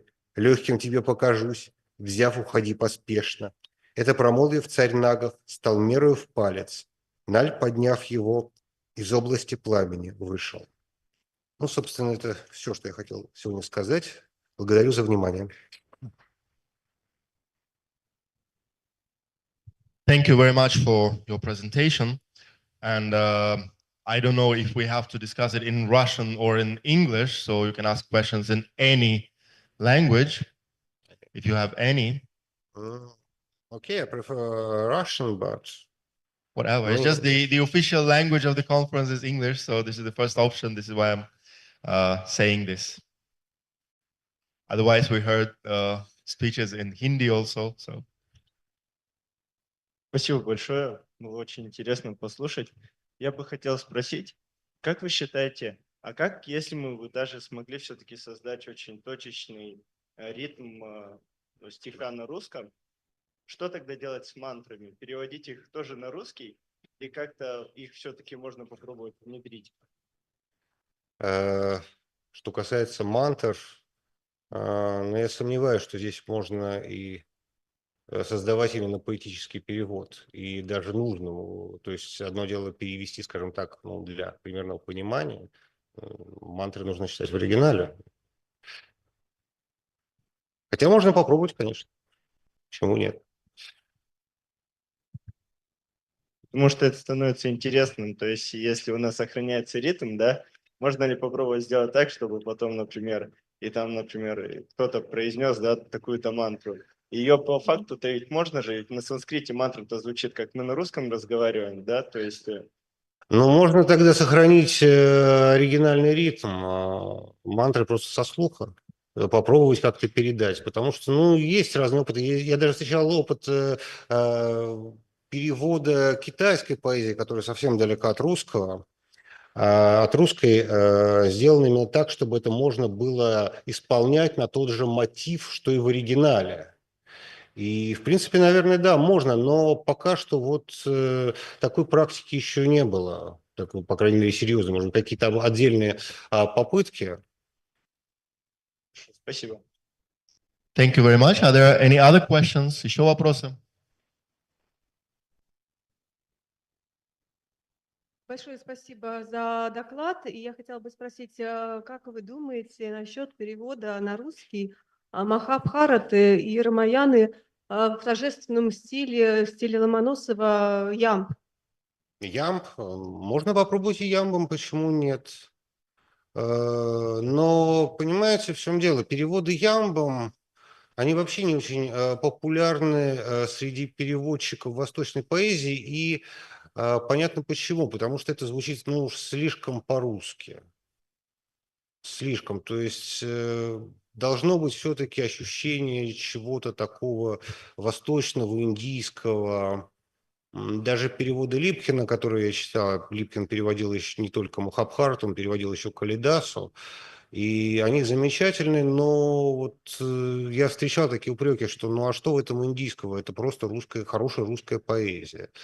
Поэтому попробовать можно, почему нет, но я, честно говоря, не думаю, что это плодотворный путь. Thank you very much. So we have to go on further, but before that, I would call Madam Roy onto the stage.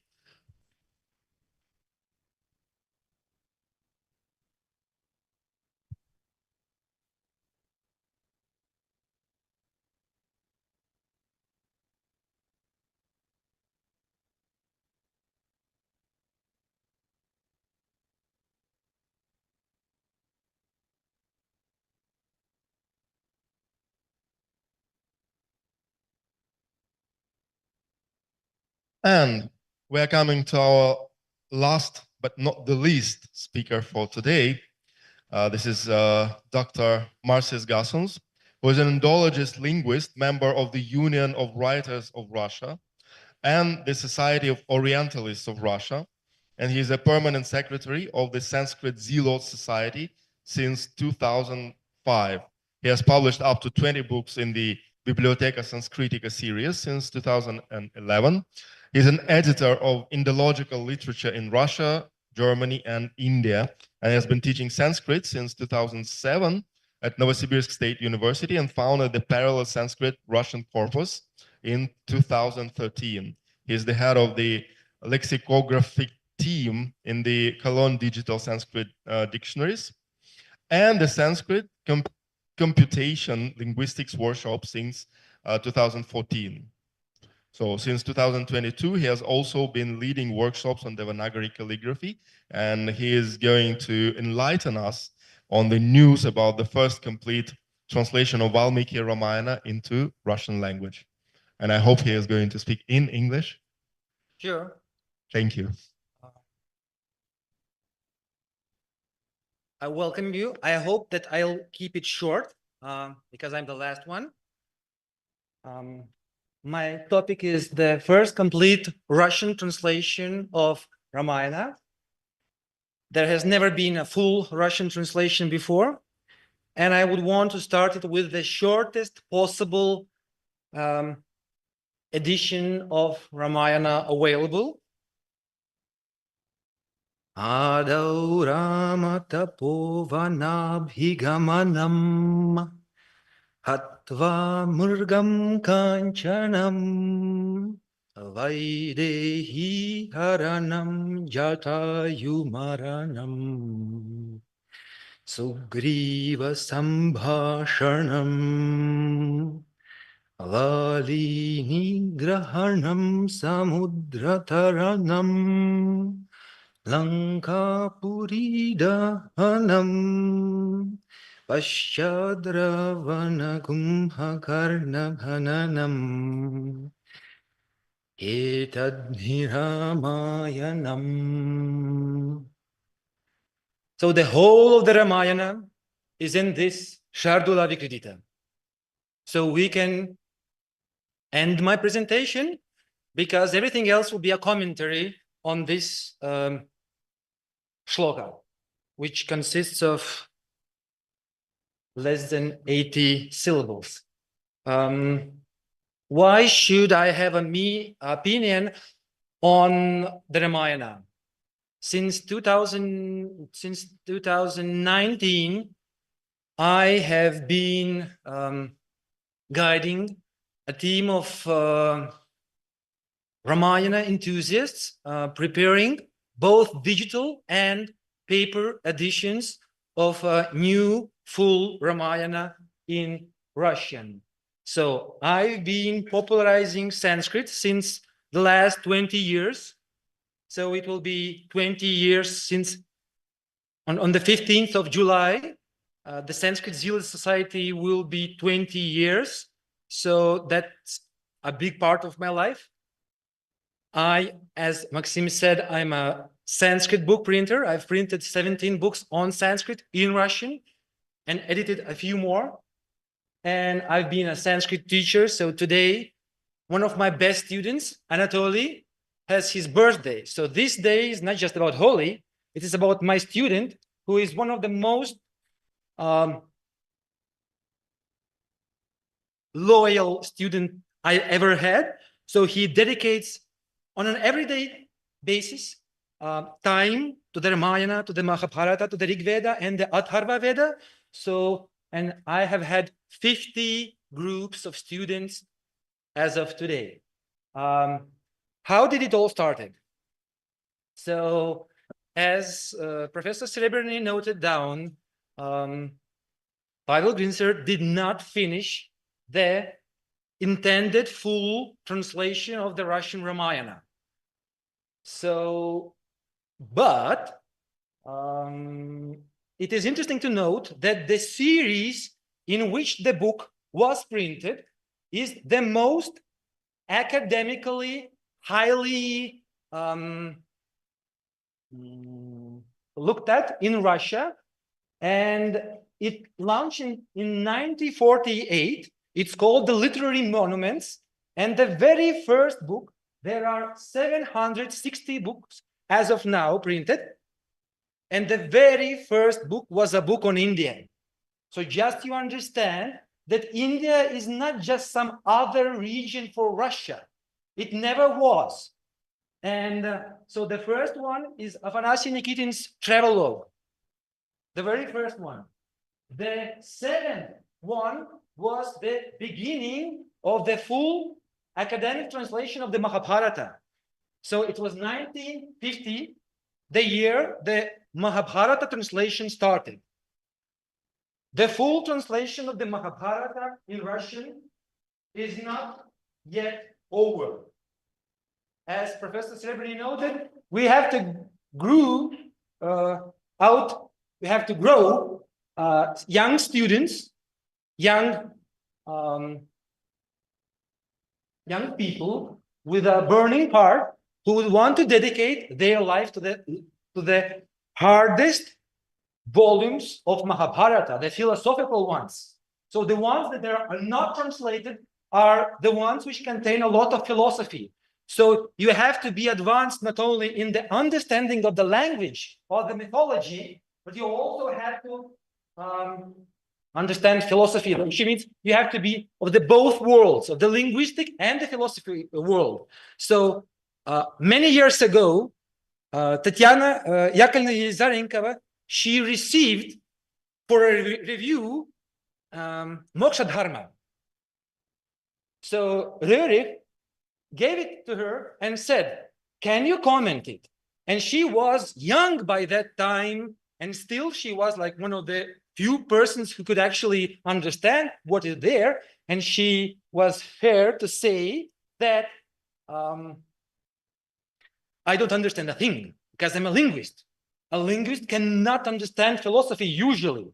So the point is, we need to have people who have these two words united. And number 549 in that list is the beginning of the Ramayana. So only in 2006. So Mahabharata started in 1950. It's not yet over. And Ramayana started in 26. And we're only getting closer. So both of the Itihasas have not yet been fully translated to Russian.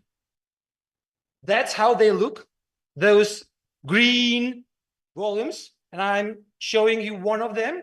So I hope that in year 2025, we will be able to publish the first and second volume, a new edition. So everyone could buy the very first 3 volumes of the Ramayana. And I hope that Professor Srebrny finds his inner strength and moves the 4th volume, so we have a chance in 3 to 4 years from now, print, at least prepare the 5th and the 6th volumes out of 7 of Ramayana. So to understand what has actually been done in the last 500 years, we had to gather books from India. So when my students go to India, they just don't go as they do. So they work as camels. So they get their books on them, mostly on Ramayana, and they get to Russia. So we explore everything we can find in India. As Professor Srebrny has noted, I believe that Indian literature is the soft power in Russia that is underestimated. I believe that there are some things overestimated and some have been left underestimated. So I believe that philosophy and literature are those. Because there are more Buddhist studies in China than in India these days. I would want things to start slowly changing. I would want to really see that we have an interest actually in the Ramayana, not just like reading some short version of it, but to read the whole full version of Valmiki's Ramayana. I believe that time has come and India wakes up from its sleep. And one of the things we should try to make together is Ramayana. And I believe if we manage to finish the full Russian translation of the Ramayana, we can think of the full translation of the Mahabharata. Do Russians read Ramayana? How one could know that? I do, because I am the admin of all the groups that are related to the Itihasas in the Russian internet. So I know that in the last 404 months, there have been almost 18,000 subscribers who have read Ramayana or Mahabharata. And I must say that Mahabharata is 10 times more popular in Russia than Mahabharata is 10 times more popular than Ramayana. And Mahabharata is popular. I would say it's really, really popular. I would propose because of the movies, I suppose. Maybe not. Where do students of Sanskrit encounter Ramayana? So there are two most widely circulated books. One of them is the Frisch Reader from 1954. It was printed in Prague, but it was widely available in Russia, in the Soviet Union. And it actually contains not only the text, but a dictionary compiled for the student's translation of the Sundarakanda. So this is actually the first sample of diving deep enough into Ramayana. And the second one is the 34th lesson in the most widely used Sanskrit textbook in Russian. So you see, we have this Rama Vivahah, and everyone knows Rama from this book. It's printed more than 40,000 times, so it's quite popular in Russia. So I must say that I believe that one day Moscow will become the capital of Sanskrit in the world, not in the Russia. It already is in Russia, but it might one day be the capital of the Sanskrit of the world. There are not only a single edition of the Ramayana. So when I say Ramayana, I always mean the Valmiki's Ramayana. When Maxim will say Ramayana, what will he mean? Ramacharitmanas. Yes, so we are different. That means like when he says Ramayana, I say, okay, again, your Ramayana. And when I say like my Ramayana, he's like, okay, Valmiki. So what else can I expect from you, right? So we are different. And actually, I believe that the Russian translation is quite good. I mean, I still believe it. The Bharati's translation is good. Unlike most of our colleagues, I rather agree that it's good. Right. So, I'm a fan of it. So this gap is filled, and Valmiki is not. So the first one, the Sankshipta one, in my miserable recitation, I gave to you. So it's in the Shardula Vikridita. We have Ramodanta, which is in 209 shlokas. So we have a plan of printing it this year. That's a shorter than the big version. It will be with images. with illustrations. I will show you them. So then we have Ramopakyana in the Vanaparva that was translated like 40 years ago and printed. It's available long ago. And then there is Valmiki's Ramayana, which is 24,000 shlokas. To understand, is it big or small, you have to see it in comparison. So I will show you how it compares to the other books we treat as epics. So this is the cover of the planned book. The cover is already there for 5 years, but the book is yet to come.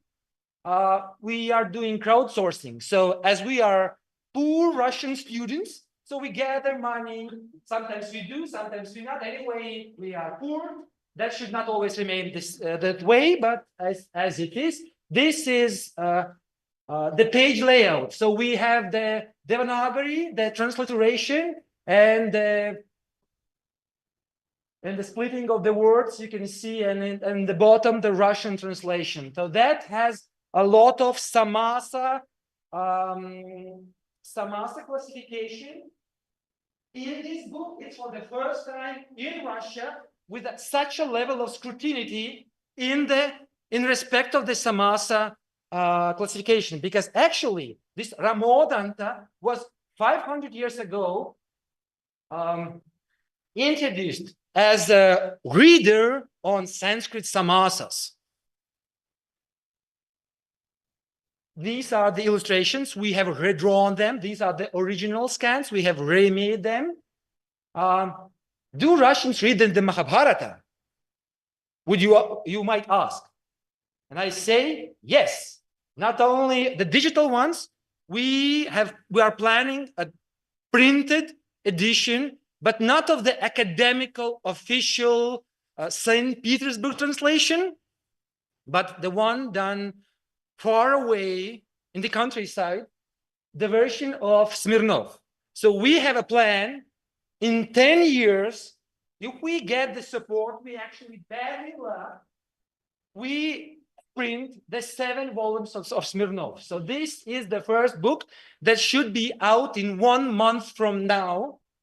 As you see, we had some additional investigations done there. They are illustrated. And this is a poetic translation. It's not a prose translation as the academic one. It's a poetic translation of the Nalopakyana. When I say that it takes tens of years to translate of Ramayana, do you think that we are lazy? Do you really think that I'm lazy? The point is that the size of the Ramayana, you can hardly even imagine if you don't compare it to something else. So it's like an encyclopedia in itself. It's not like a book kind of thing. So I have counted the number of lines in the Homer epos and the Indian one. And I have calculated that actually the Indian one is 7 times bigger. Mahabharata and Ramayana united is 7 times bigger than Iliad and Odyssey combined. So you can see, and this is a real image, like if we would put it, it's not just like drawing. It has some scientific background in this picture. So you can see that why it takes sometimes, like the American translation, the English translation, it took 40 years. 40 years to prepare the full English translation. And we believe that if the support we lack is granted, we can do it in 15. We can do it even bigger, not bigger, quicker than the Americans did. So what do we do? And there are several, like I would say 2 directions in which we move. So before we were thinking about the printed book, we were moving in the digital world. So we have prepared a verified textual edition on the internet. It's there. It started in 2013. and you can see that we have the Bala Kanda and the Ayodhya Kanda and Aranyaka Kanda. They are already there, but that's only a part. That's not all of it. So you can see that we are here free to change the layout as we would want it to. So we don't have to have the commentary at the end of the book as we have in the printed book, right? So we can grasp it easily right away. We don't have to scroll nowhere. So we have the Sanskrit text, and we probably will make it Devanagari as well for those who don't read transliteration, and the Russian translation of Grinzer and the commentary. So we have made a new layout which will never be possible in a printed book. So there are some features that digital is not always bad. To make the Russian translation of the Ramayana in 15 years, we had to invent a Sanskrit search engine. For the very first time in human history, we had to invent a Sanskrit search engine to speed up the translation. Because we have agreed with Maxim that we don't die before we end the translation, the publication. So we have agreed that we have to live, and we cannot live as the American has like 40 years. We might have not 40 any years, so we have to be quicker. So we don't have 40 years. So we have to think smarter. That's why we invented a Sanskrit search engine. And this is the result for like Jala. And you see that the 5th book of the Ramayana, which you are not even aware exists in a Russian translation, it does in our search engine. To make it possible, a lot of pain and blood is put into it. I don't have enough blood on my own. So I ask my students, would you want to share some blood with me? And they do. So there is a movie that shows exactly what we are doing. And if you've not seen, I would recommend to watch it, The Professor and the Madman. I don't know who am I, but anyway, this movie reflects every single thing we do. So students of mine, students of my students, they come together and we can move the mountains. If the mountains don't come to us, we'll move them where we need them. That takes a lot of pain. It's been 11 years of hard working, but the result is, I would say, mesmerizing. Also, we had to digitize the Sanskrit dictionaries. So since 2014, I'm involved hardly in the digitization of the printed Sanskrit dictionaries. So there are 33 dictionaries on this website in Germany. And last month, we have added the first Sanskrit, Russian, English, Czech dictionary to it. So it already contains Russian. This website already has a Sanskrit Russian dictionary that you can actually use as a Russian Sanskrit dictionary. And it contains 8,200 words. You might ask, is it enough? And I would say, yes, 8,000 words is more than enough for everything you need. If we speak about Ramayana, there are not much more than 10,000 words in it. So actually, it's not the size of the dictionary that matters, but the level of the lexicographer, the level of his knowledge that matters. So we have a lot of people. This is just a small list of those people involved. So around 50 people for 5 years have not seen the light of day, and we're working to make this dream possible.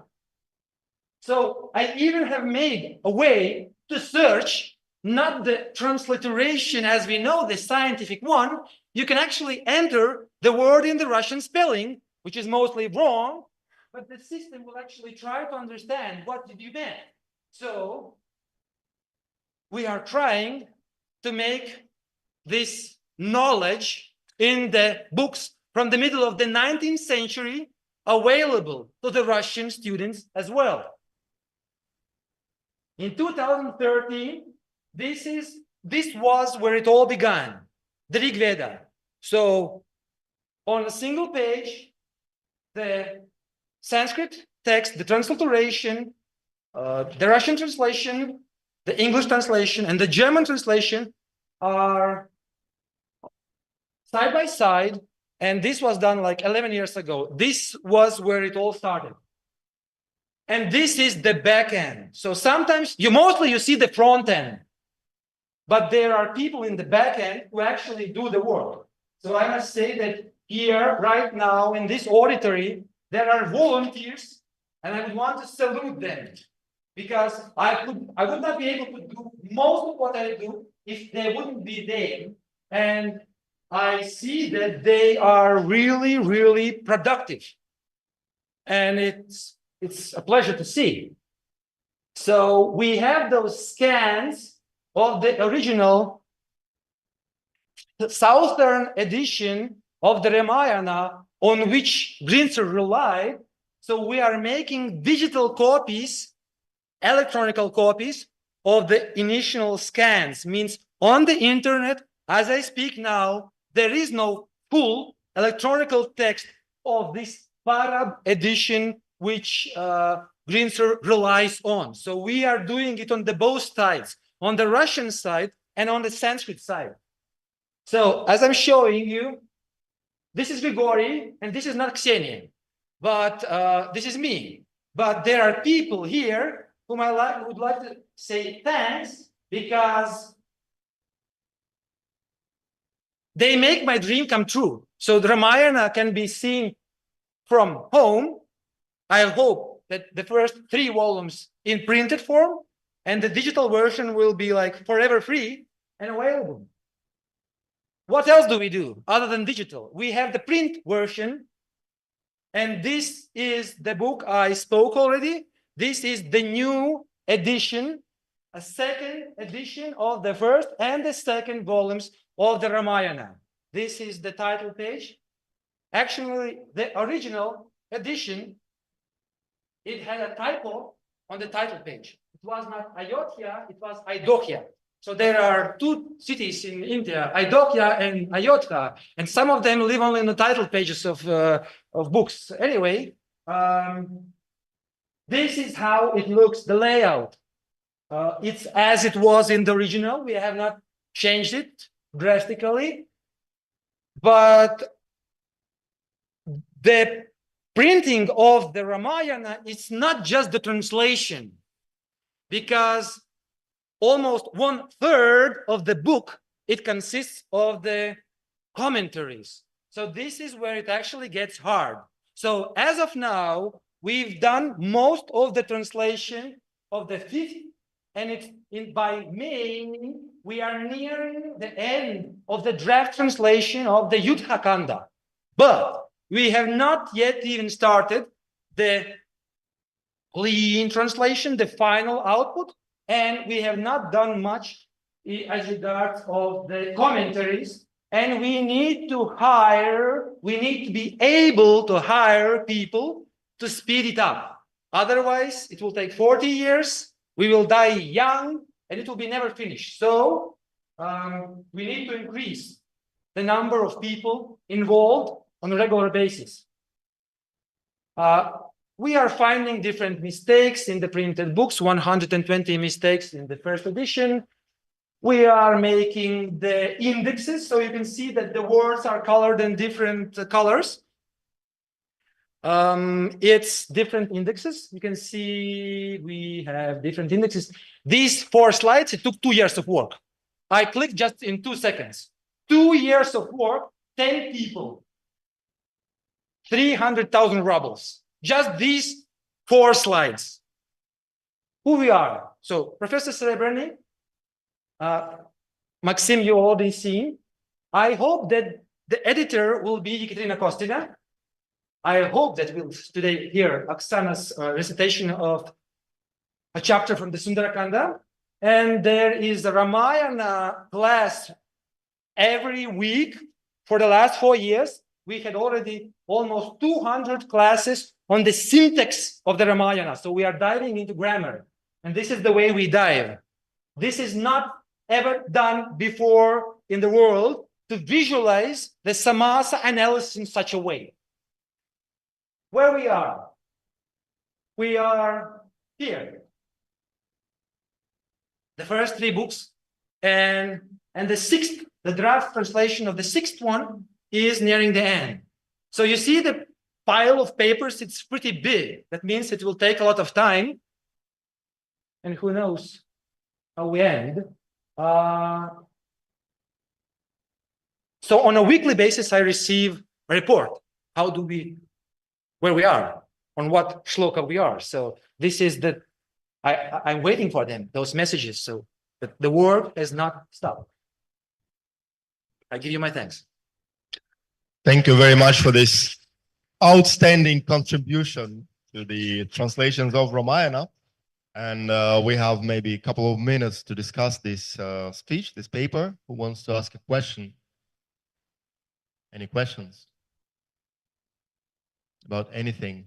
Did you understand anything? I mean, if no questions, I mean, what was it so bad? There's one question. Of course. Я хотела спросить, из Индии тоже специалистов не привлекали к своей работе? Еще раз? Из Индии специалистов не привлекали? Саш, я вижу все свои российские ученые. Из Индии нет, да, в вашей группе? Мы пытались привлечь участников из Индии, нам пока не удалось. Да, у нас все имена и фамилии русские.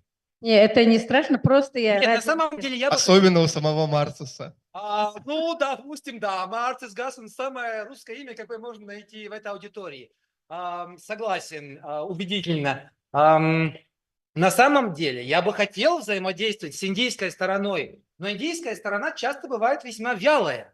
Мне бы хотелось более решительных шагов, то есть у нас осталось мало времени с Максимом на двоих, поэтому... Да, очень большая работа, потому что... Ждать, пока раскачаются, то есть если человек готов, да, я хочу работать с Индией, то есть есть вещи, которые мы упустим и никогда даже не прокомментируем. Я надеюсь, что когда-нибудь Максим взглянет на перевод и, возможно, дополнит какими-то примечаниями, потому что я уверен, что как специалист в современных разных рамаянах он видит и знает то, чего мы в принципе не замечаем. То есть для тебя Рамачаритманас — это современная Рамаяна?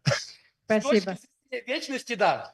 Okay, thank you very much. And now we are calling Madam Roy onto the stage to greet Marcus.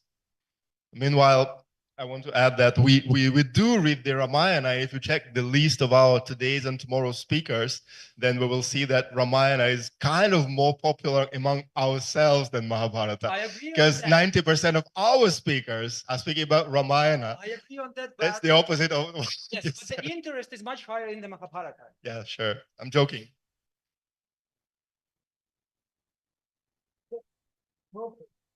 Not bad. I very well understood. The presentation was directed to the Embassy of India Moscow. Thank you so much. Thank you. Yeah. Thank you. I'm still waiting for an email with the Yes, details. I will. Yeah, I will. Thank you. And we are going on a 15-minute break. We'll let our actors, performers, and dancers to prepare the stage, prepare for their performance and program. And you can have tea outside. And see you in 15 minutes at our cultural program. I'm sure it will be inspiring. JC